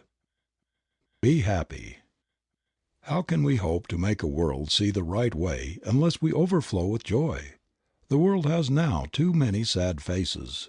We see them everywhere, that resigned look that seems to say, "One rebuff more or less makes no difference. I am already so sad that nothing matters. I can bear it." This was all right when we thought everything was all wrong, but now we know that all's well with the world. We must get over this depression which robs us of the power of attraction of the good things of life, and enter in. The man who is always glad will surround himself with people who are happy, and life will be a continual enjoyment. This robs no one. It does not make a race of irresponsible people. It makes a world of joy, a world that is good to live in. No one wants to associate with the dead. People are looking for a more abundant expression of life, not for depression and fault-finding. Find fault with no one, and more than this, find no fault with yourself. Get over the thought of condemning people and things. People and things are all right. Let them alone and enjoy life. Your very atmosphere will cheer and uplift the people who contact you, and a new life will enter into them, overflow. As it is given to me to perceive, I most certainly believe, when a man's glad plumb through, God's pleased with him, same's you. Live in the present. Life is for us today. There will be no change for tomorrow unless we do the changing today. Today we are setting in motion the power of tomorrow. Today is God's day, and we must extract from it what of life we are to live. Tomorrow, in the divine course of events, will care for itself. The soul that learns to live in the great gladness of today will never weary of life, but will find that he is living in an eternal here and now. Now all good is his. Now all life, truth, and love are his. Now he has entered in, and the good things of life are his today. Lord, for tomorrow and its needs I do not pray. Make me do thy will just for today. Let your soul sing today, and the song that comes tomorrow will be all the sweeter. It will ring out over the vistas of time with an unmistakable clearness. Here is a soul who knows himself and has found life within himself, who has met God today. No more waiting, no more longing, no more weary roads to travel. He has arrived. The goal is won and peace has come at last. today. See good in all things. Learn to see God in all manifestation, in all people, through all events. The ordinary person sees only the lump of matter. Not so with the awakened soul. He sees in all things the Divine Mind at work, molding out into expression what it feels itself to be of life, of color, of form and beauty. There are some disillusioned ones who claim that what we see is all false, and that the so-called material universe is an unreality. What a mistake! What we see is the body of God, full, free, complete, whole. A primrose by the river's brim, a yellow primrose was to him, and it was nothing more. He never saw the idea behind. It was seen only as matter, matter, matter. Yet what he could have seen was God's thought of himself coming out into wonderful beauty and color and form, the Infinite One manifesting in an infinite variety of forms. What do you see when you look upon the human form, the crowning glory of God's perfect creation?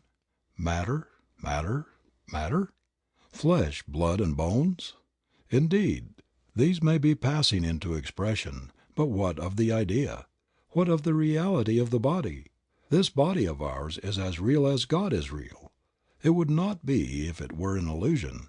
The very touch of the flesh should send a thrill through the whole body, bringing up its vibration to a higher pitch, to a finer form. The body is not one mass of pollution. It is the temple of the living God, and should be so thought of. Too long have we condemned it, and now we must free it by reversing the process. Of all things on earth the human body is the most beautiful, the most wonderful, and the most godlike. If you do not love your brother whom you have seen, how can you love God whom you have not seen? Human magnetism is not hypnotism. It is the divinity of man in expression.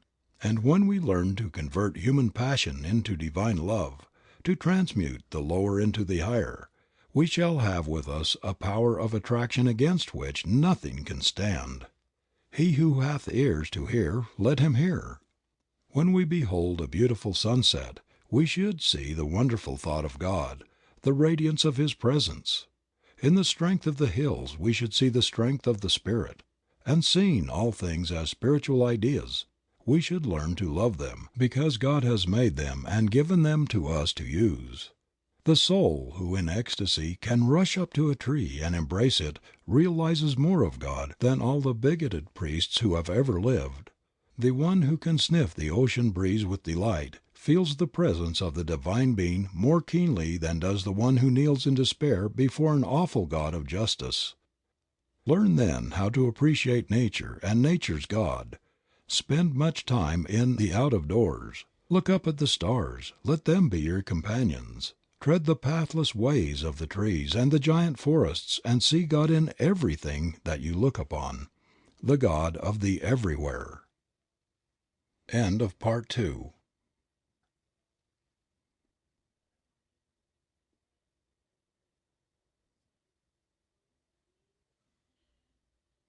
Be expectant. Expect the best to happen. Don't sit around waiting for trouble. Have absolutely nothing to do with it. It is no part of the divine plan. It is an illusion of the material sense. One who has learned to trust will not be surprised, even when he finds things coming from the most unexpected sources. All things are man's to use, and then let go of. What more can we ask? We want nothing that we have to keep. Things are to use, not to hold. Expect that everything is to come your way. Be content and cheerful if you wish to attract from out the store of the Infinite. Open up your whole consciousness to the greater possibilities of life. Line up with the big things. When you speak the word, expect it to happen. Know that it must be as you say. This will not be fooling yourself. It will simply be using the law as it is meant to be used. Expanding our thought. All things come to us through the use of our thought. If we have a small concept of life, we will always be doing small things. First in the creative series is the Word, but the Word carries us no further than our consciousness back of it. Unless we are constantly expanding our thought, we are not growing. Growth is the law of life, and it is necessary. We cannot stand still. If you want to do a new thing, get a new thought and then you will have the power of attraction, which has the possibility of drawing to you the circumstances which will make for the fulfillment of your desires. Get over the old idea of limitation. Overcome all precedents and set yourself in the new order of things. If you want to build a railroad, you will never do it unless you get over the idea that the most you can hope for in life is to sell peanuts. Let the people sell peanuts for a living who think in the terms of peanuts. Get out of the rut. God has created you for a glorious future. Dare to fling out into mind the greater assurances about yourself. The power of a treatment. A treatment has as much power as we put into the word which we speak when we are giving it. This does not mean screwing up our mind or using our willpower or using force from the material standpoint. It means simply knowing that what we say will be done unto us of a power which can do anything that is given it to do. We must know that our word breaks down every material law and sets the patient free to express God. We must know that the word would endure even though all else should fail. Heaven and earth will pass away, but my word will accomplish. In calm confidence and perfect faith, speak and wait upon the perfect law. Get that mental attitude that never wavers. Be sure and it will be done. Repeating the treatment. One treatment would heal anything if it were not for the fact that people are constantly receiving false suggestions from the outer life. As it stands now, we should treat until we get results, always expecting that it will happen at once. Every treatment should be complete, and at the close we should always realize that it is done. The word spoken once from the mind that knows is immediately taken up by the mind in which we live, and this mind begins to create around the word, which is the seed, the thing of thought. We must speak that word with authority. There can be no wondering if it's going to work. When we plant a seed in the ground and water and care for it, we never doubt but a plant will spring into being. So it is with the word. It is acted upon by some power which we do not see, but that power is present, there is no doubt, since all who go about it get results. As Thomas Edison says of electricity, "It is, use it." So we say of mind, "It is, use it." Always remember that your every thought is the way you are treating, since it is the way that you are thinking. Impersonal healing. The very presence of one that understands the truth will have a great power of healing. The reason for this is that we are all in mind, and we have with us at all times our thought.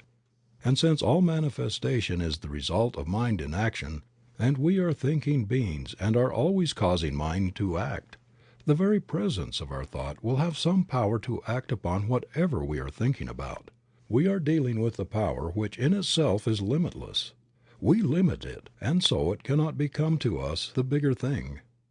Of itself the power is the same that made the worlds, and it cannot realize any sense of limitation. They could not enter in because of their unbelief and because they limited the Holy One of Israel. Stop limiting things. Things are as big as we make them, no more, no less. There is room at the top. Get on top of everything and dare to dominate the earth. All things are given us to use. Make use of them. Everything is limitless, and we must see the truth that the fault is not in the law, but in ourselves when we fail. Not with God, but with man. Dare, dare, dare. Think of the bigness of things in the universe. Think of the number of grains of sand, the profusion of all life, and never again limit anything. All is yours to use. Jesus would never have become the Christ unless he had had the courage to say, "Behold, I am He." You will never attain until in some degree you are able to say the same thing of yourself. We must learn to reach out and take what is meant for us, the greater life, the all good. People say, "Yes, but how do you do it?" Simply know that God makes things out of Himself by speaking the word, and that in your own life you can do the same. All people can think, and all people can speak, at least mentally. This is all that you need to begin on. The Word is at the center of all creation and is first cause, the starting point of all that you see. The Word is in your own mouth, and all that you have to do is to speak it. The trouble is that we are speaking the word, and in the next breath we are denying its power by seeing something that contradicts it. If the word is the way that God creates, it is the right way. If it works for God, shall it not work for us? As yet, our word is more or less imperfect, but more and more it will become perfect, and so the outer condition will be brought up to the inner word. All words have as much power as we put into them when we speak. The word is already in our own mouths. That word is all that you will ever need to bring happiness, health, and success to you. Do you wish to live in a perfect world, peopled with friends who love you, surrounded by all that is beautiful and pleasing? Do you wish to have the good things of life? There is but one way, and that way is as sure as the sun shines. Forget all else, and think only upon what you want. Control all thought that denies the real, and as the mist disappears before the sun, so shall all adversity melt before the shining radiance of your own exalted thought. The prodigal son remained a prodigal only so long as he chose to do so. When the thought came to him to return, he was greeted by the Father with outstretched hands. So shall we find that when we turn to that world which is perfect, there will be something that will turn with us, and we shall behold the new heaven and the new earth. Not in some far-off place somewhere beyond the clouds, but here and now shall we become free. We must do away with all that hinders the true growth, all little thoughts that hinder us from becoming. Human strife comes from the thought that there is not enough to go around. Forget it. We cannot use even what we see, and what we do not see is infinite. You will rob no one by becoming prosperous, and the laws that underlie this state of being are simple and easy to understand, and not hard to attain for the one who is willing to let go of the negative state of being. Prosperity. Here are a few simple rules for prosperity that are as sure of working as that water is sure to be wet. First, remember that nothing happens by chance. All is law and all is order. You create your own laws every time you think. There is something, call it what you will, but there is a power around you that knows and that understands all things. This power works like the soil. It receives the seed of your thought and at once begins to operate upon it. It will receive whatever you give to it, and will create for you and throw back at you whatever you think into it. This means that the practitioner should be very careful how he is thinking at all times. Not alone in the moments of the deeper silence are we treating our patients, but perhaps more than this, we are treating them in an impersonal way at all times. When we take a patient into our thought for a treatment, there will be a constant stream of consciousness flowing out to him during all the time that he is in our care. We should be very careful of our thoughts as we realize the deep truths of mental action and reaction. What is the spiritual mind? What is true spirituality? Many people have asked this, and as many have answered it. I do not pretend to know more about this all-important topic than others, but to the thinking person who has come to realize that all is love, yet at the same time all is governed by law, there must be a different answer given than the one we ordinarily hear. The average religious person thinks that spirituality must manifest in some unnatural way, such as giving up all personal pleasure and becoming resigned to whatever happens, that we must give up most of what life holds here, that in some far-off future perhaps we may attain. This is not the case with the man Jesus. We have more accounts of his being at feasts and weddings and similar gatherings than at other places. His first miracle was performed at a wedding feast, and we must remember that here he even turned water into wine for the pleasure of the guests of the house.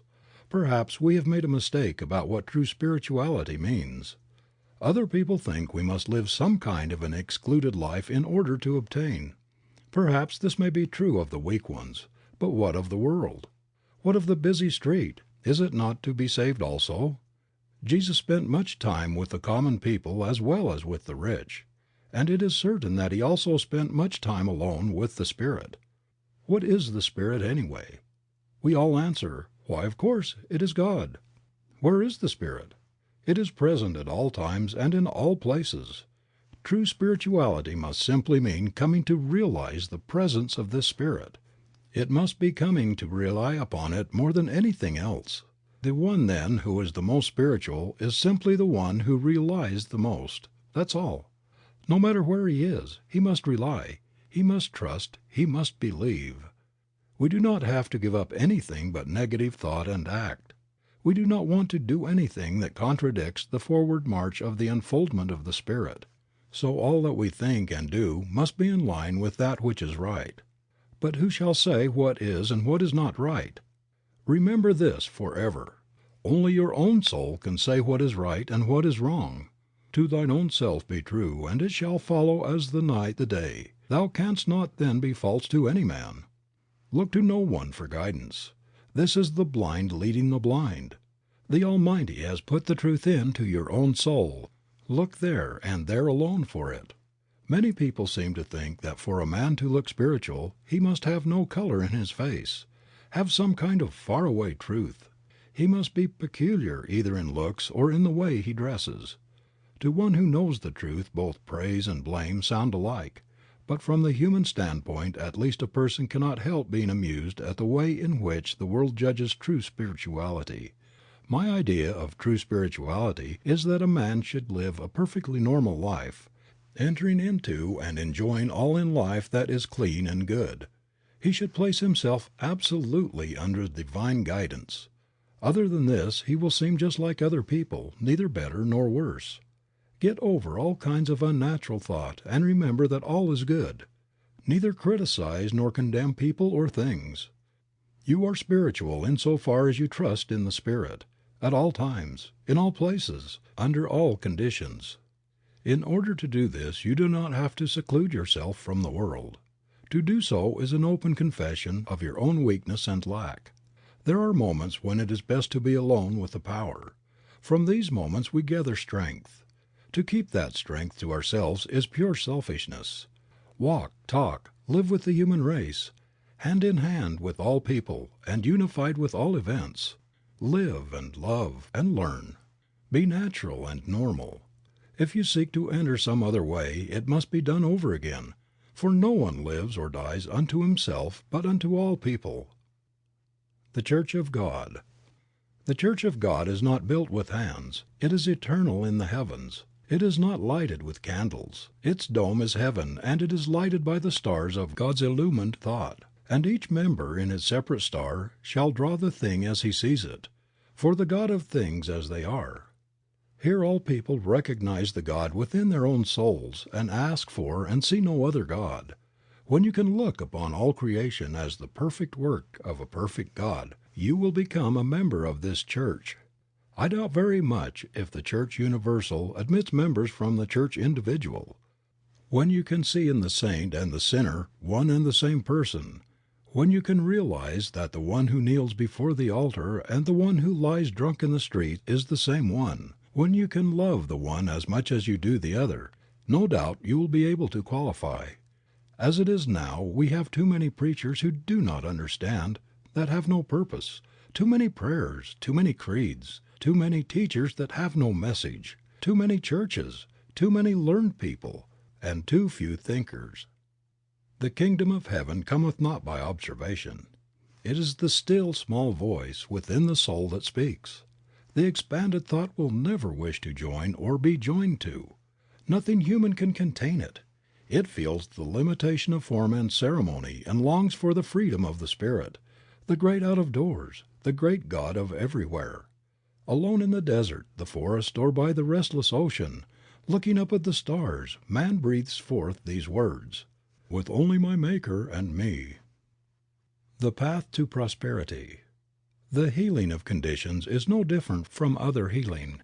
All healing is the constructive use of a mental law, which the world is gradually beginning to understand something of. Again we must reiterate the principle of all life. We are surrounded by a thinking medium from which all things come. We think into it. It does the rest.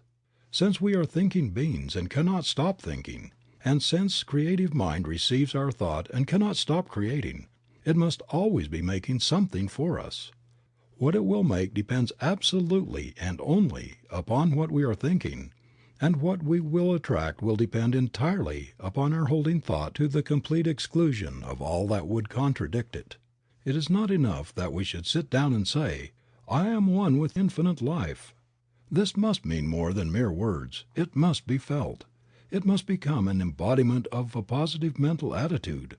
It is not claiming something to be true which is going to happen. It is not sending out an aspiration, or a desire, or a supplication, or a prayer. It must be the embodiment of that which knows that now it is. This is more than holding a thought. Our ability to attract will depend upon the largeness of our thought as we feel that it flows out into a great universal creative power. We are dealing with the form in thought, and not with the form in matter.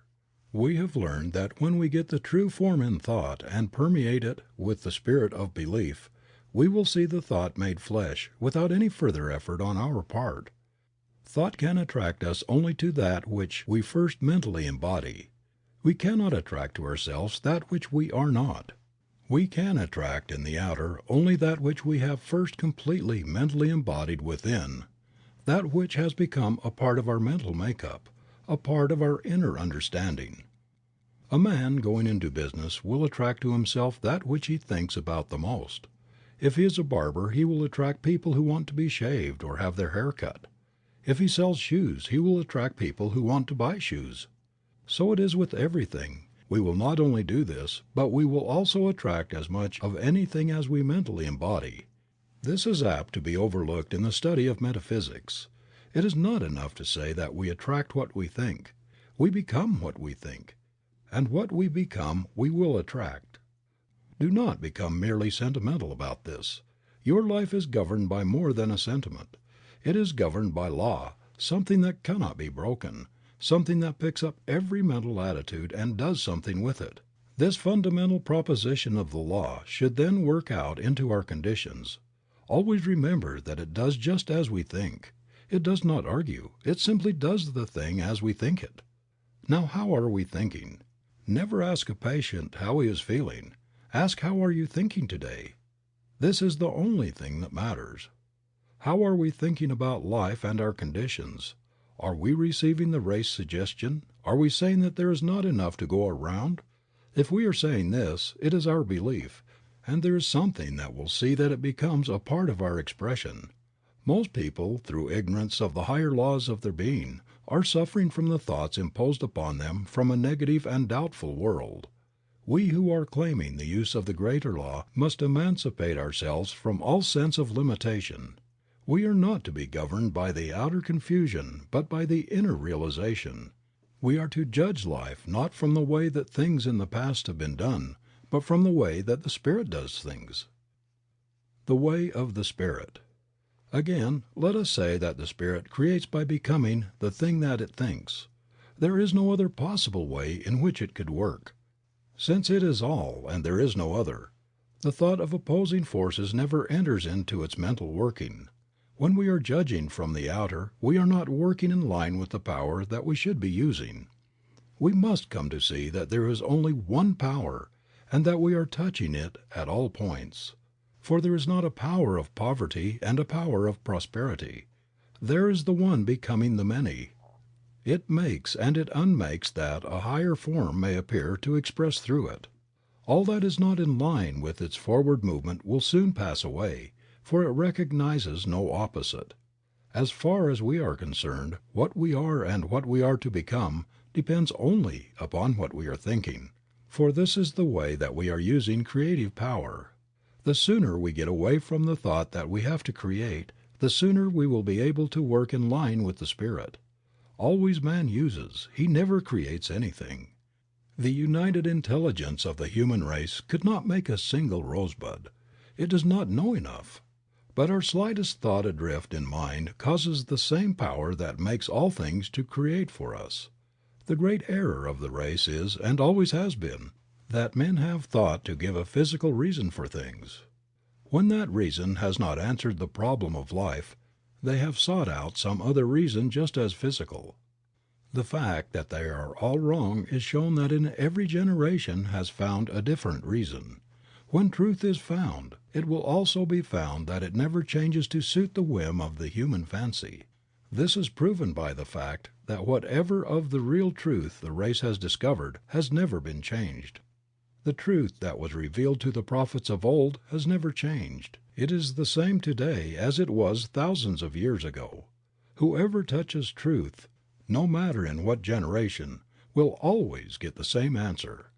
The great truth that was revealed from Moses to the time of Jesus is the same truth that is still revealed to all who will accept it. It is simply this: we are now living in a spiritual universe, governed by mental laws of cause and effect.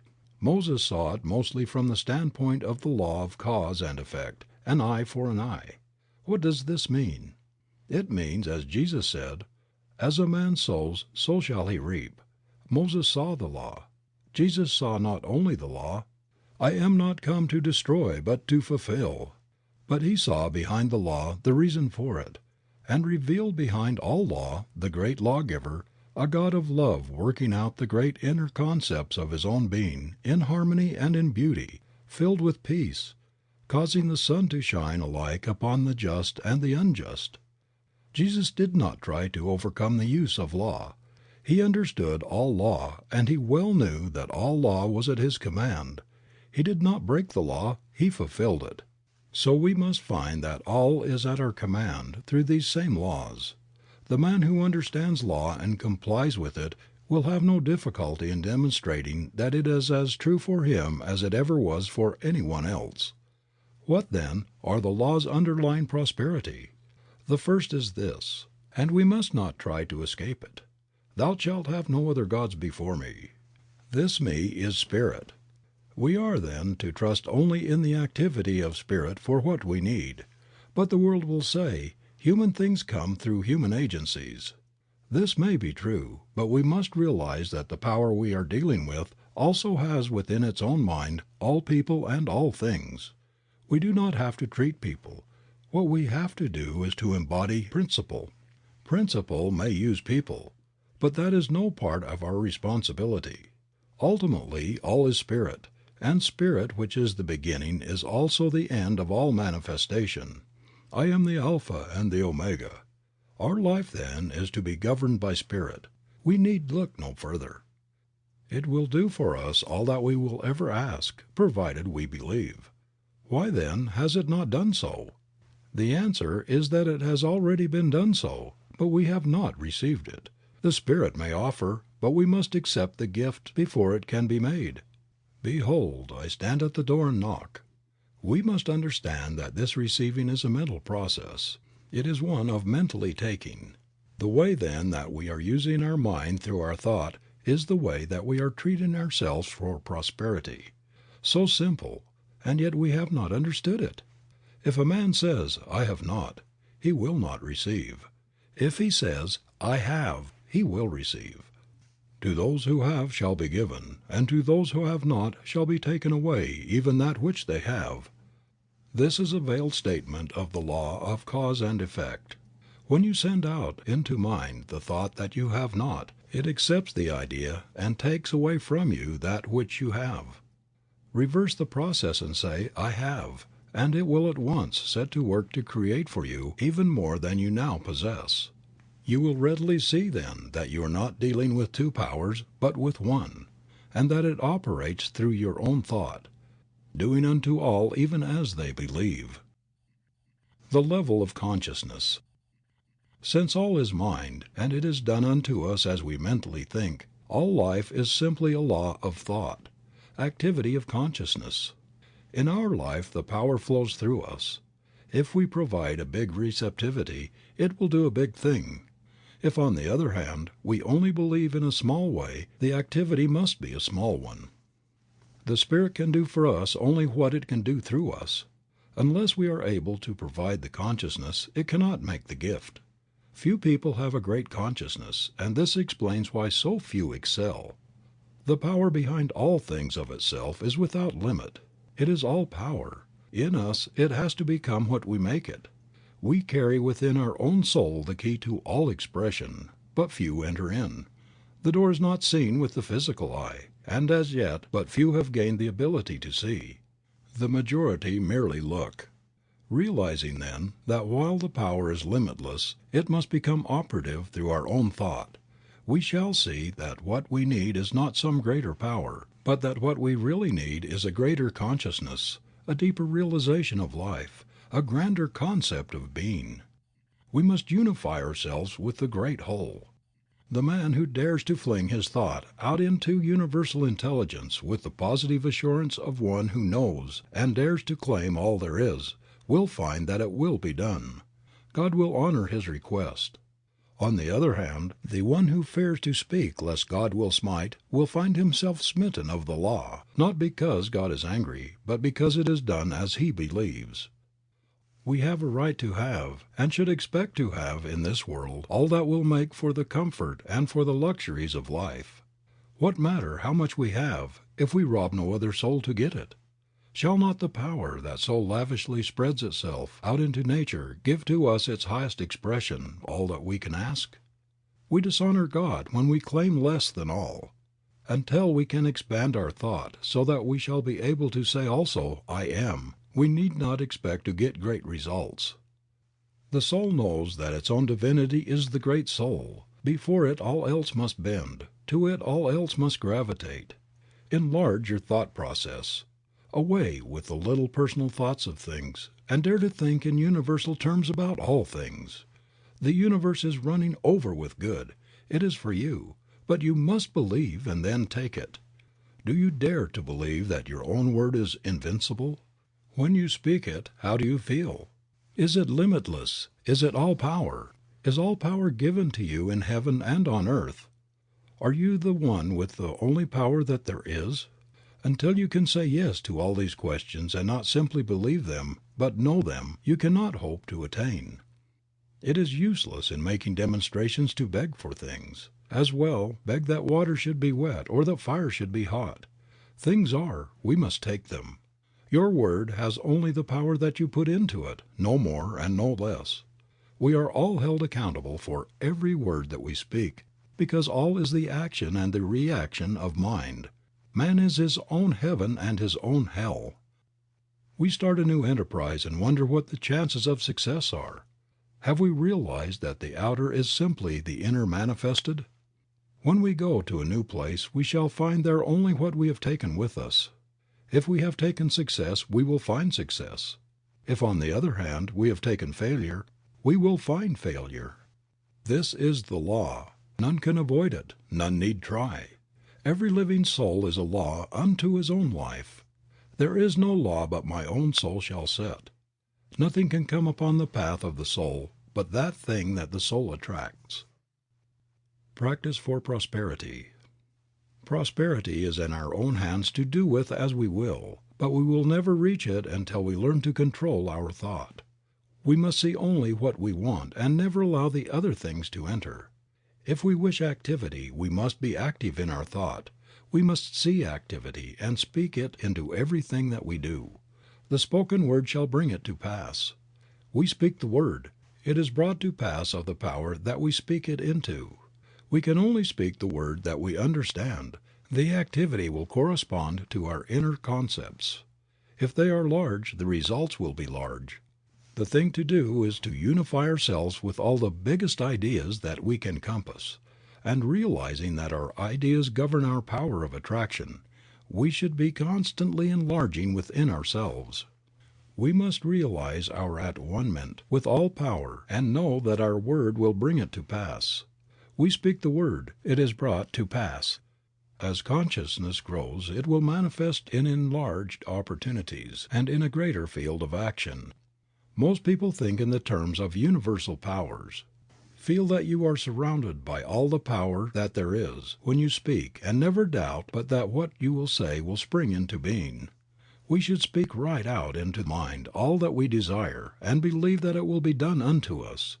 Never take the time to listen to those who doubt. We observe that their philosophy has done but little to save the world or themselves. Here again, let the dead bury the dead, and see to it that you maintain in your own thought what you want, letting go of all else. Think only what you want to happen, and never let yourself get mentally lazy and sluggish, taking on the suggestions of poverty and limitation. See yourself as being in the position that you desire, mentally dwell upon it, and then speak with perfect assurance that it is done, and then forget it and trust in the law. This will answer all needs. If you want to do this for someone else, all that you will need to do is to think of them and go through the same process of mind action. You will be sending out the truth for them, and mind being always active will not contradict what you have said. Remember that you cannot hope to get results unless you keep the one idea and do not mix your thoughts in your mind. It is all yours, but you must take it. The taking is always a mental process. It is believing absolutely. This is divine principle. Conclusion. Principle itself is simplicity, yet it is infinite. It is infinite mind and manifestation of mind. We live in a spiritual universe governed through thought, or the word which first becomes law. This law creates what we call matter.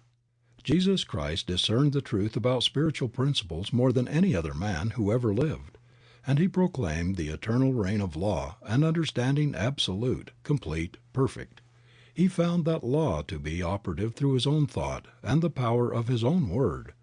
And when you and I shall cease looking outside ourselves to any person, and shall realize that whatever truth and whatever power we shall have must flow through us. When we begin to interpret our own natures we shall begin to understand God and law and life, and not until then. We live and move and have our being in what we call an infinite mind, an infinite creative mind, also infinitely receptive, operative, omnipotent, and all-knowing.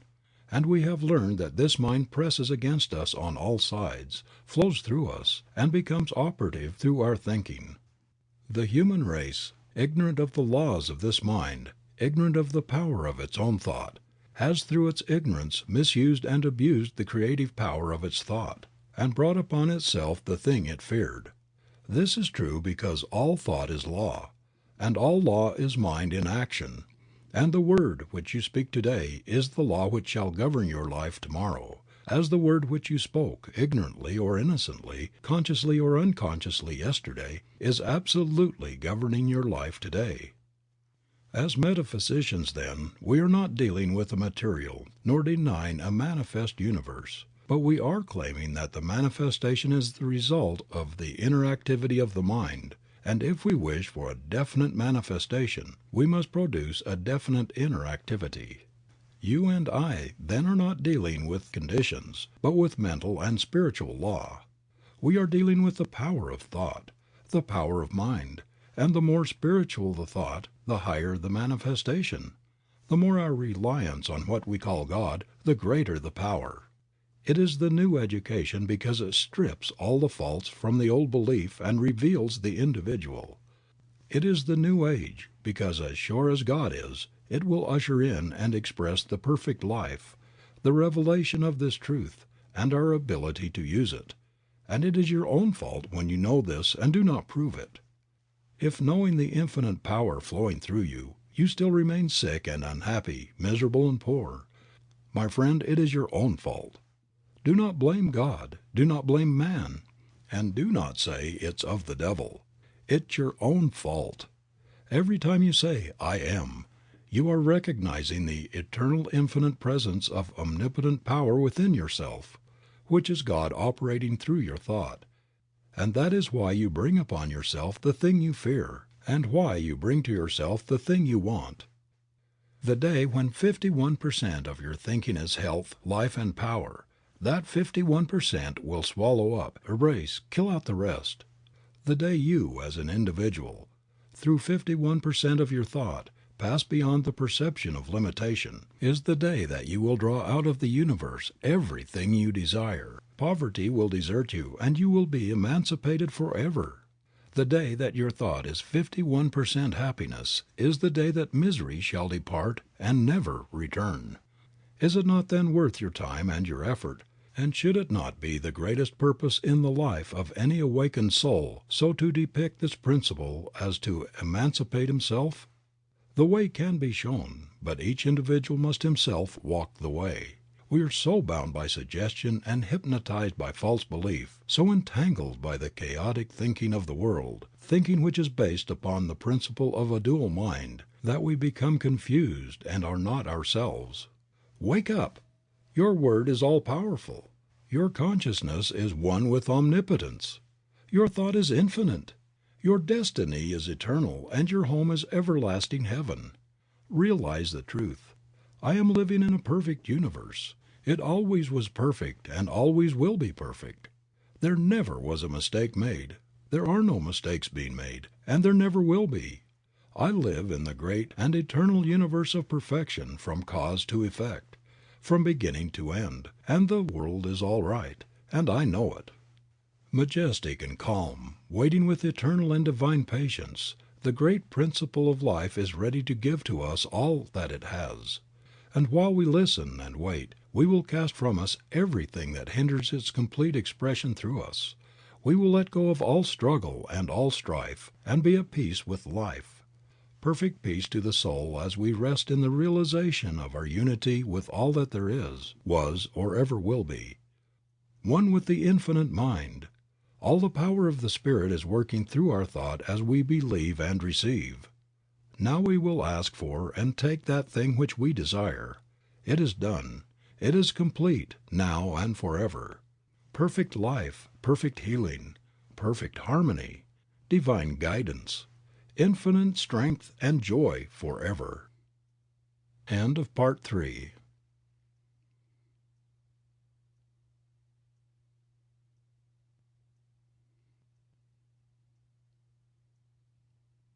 Questions and answers. What is the truth? The truth is that which is. It is all that is. As there cannot be something and nothing, so the truth, being that which is, must at the same time be all that there is. Where is the truth? If the truth is all, it must be everywhere. Being all, there is no other substance to divide it with. Being undivided, it is everywhere present. All truth, which means all power, must be present at all points, or at any given point at any and all times. Has the truth changed? A substance cannot change unless there is something for it to change into. Since the truth is all, it cannot change, for there is no other thing for it to change into. Whatever is the truth then has never changed. Is the truth, or that which is, one or many? It must be one, since it is all.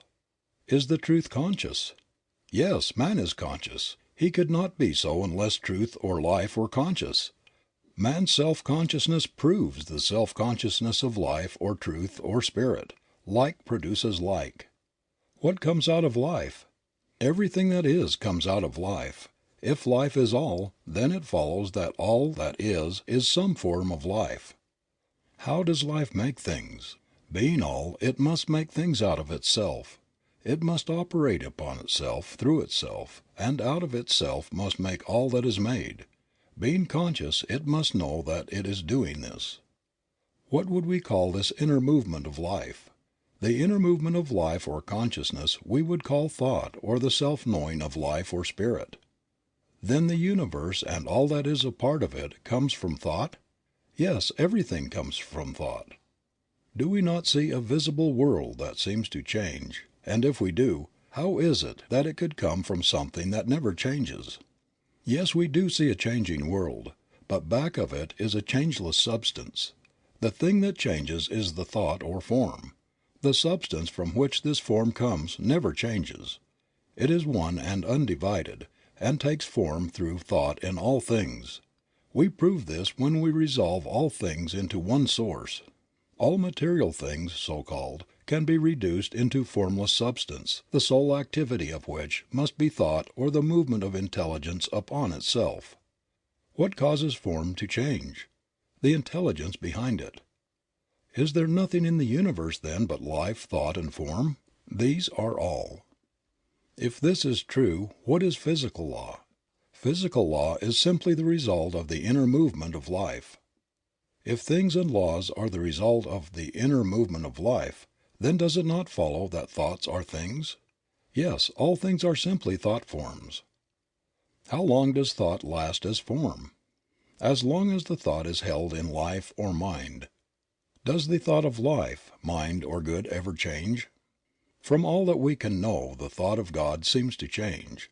That is, planets change, take form, and again become formless. When we realize that all this can take place without ever changing the substance behind it, we see no reason why God's thought could not change and ever build up a higher form.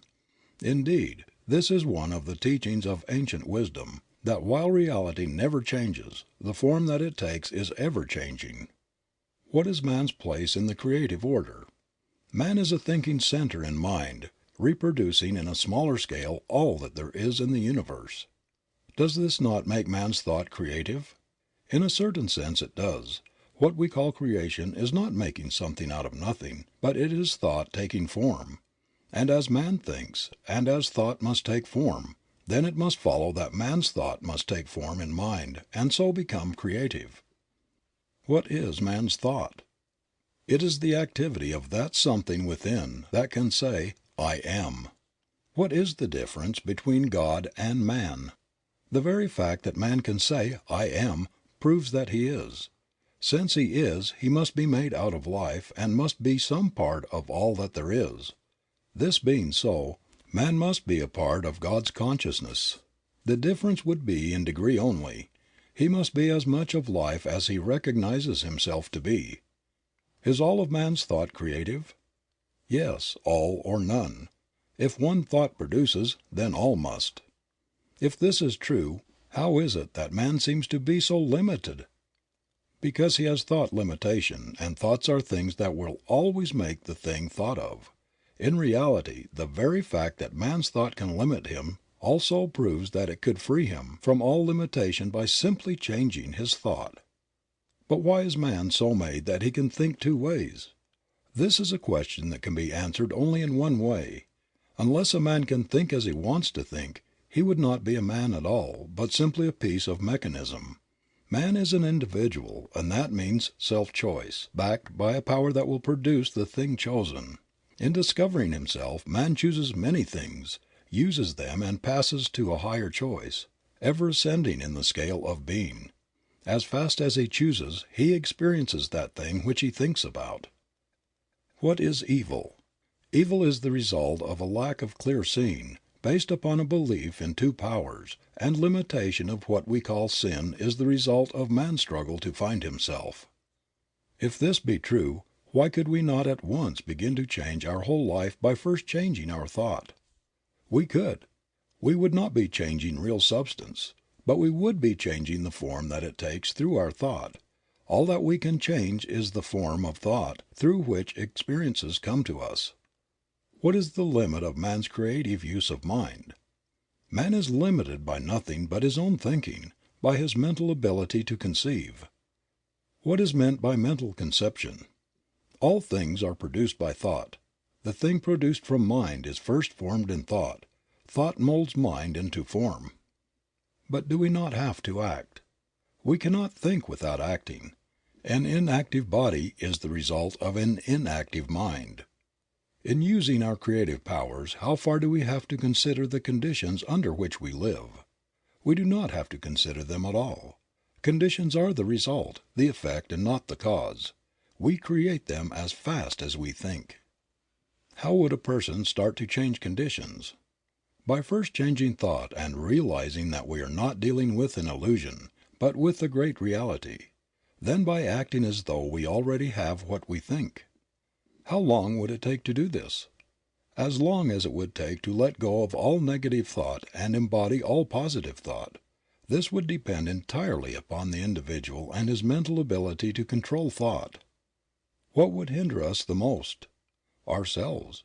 No one gives to us but ourselves, and no one takes from us but ourselves. Can no one else help us?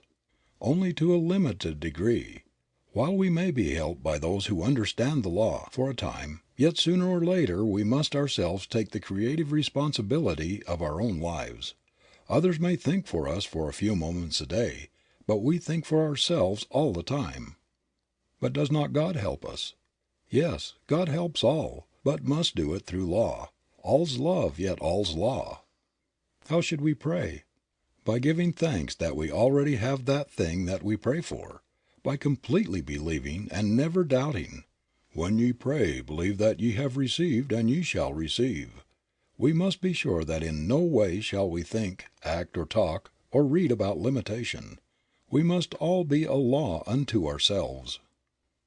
Definitions: God, infinite spirit, self-knowing mind, life, truth, intelligence, love, all cause and all effect, that invisible power which makes all things out of itself by an inner action of its own thought upon itself. The visible universe, the ideas of God in expression, the body of God, expression of the divine mind. All visible life is an expression of an inner concept. Law, mind in action. Law is not cause, it is effect. It is intelligence operating. All law is universal. Vibration, not intelligence, but the result of intelligence. It follows cause. Thought, the activity of mind. Man, a thinking center in mind. Creation, thought becoming form, the immaculate conception. Sin, lack of understanding. Righteousness, spiritual understanding. Sickness, image of thought held in mind appearing on the body. Health, the realization of perfect life. Poverty, limited thought. Riches, the realization of our unity with life which is limitless. Consciousness, the realization of the fact that we are. Life, consciousness of power and activity. Truth, that which is. Realization, an inner thought process whereby we become conscious of our unity with life. Absolute, complete self-knowing. Causation, God, Spirit, Life, that which is. Intelligence, that which knows that it is. Unfoldment, the birth of ideas coming forth from mind. Illusion, belief in two powers. Soul, the inner creative life, the feminine, receptive, creative. Sense, not an illusion, but the faculties through which we contact life in its expression. Motion, the inner activity of life-producing manifestation. Effect, the result of inner motion. The Word, the activity of thought. Faith, positive mental activity. Fear, negative mental activity. Attraction, the drawing power of thought. Unity, one mind flowing through all and in all. Objective, life in its outer form. Subjective, life in its inner thought or form. Karma, the law of cause and effect, the result of past thought and action binding the ignorant and freeing the wise. Multiplicity, the bringing forth from the one of an infinite variety of form, color, and motion. Treatment, the mental and spiritual activity of thought for a definite end. Demonstration, the result of correct thinking. Heaven, the atmosphere of correct thought. Hell, the atmosphere of false thinking. Peace, mind resting in the realization that it is all. Poise, an inner calm which never fears. Power, the result of the union of peace and poise. End of Part 4. End of Creative Mind by Ernest Holmes.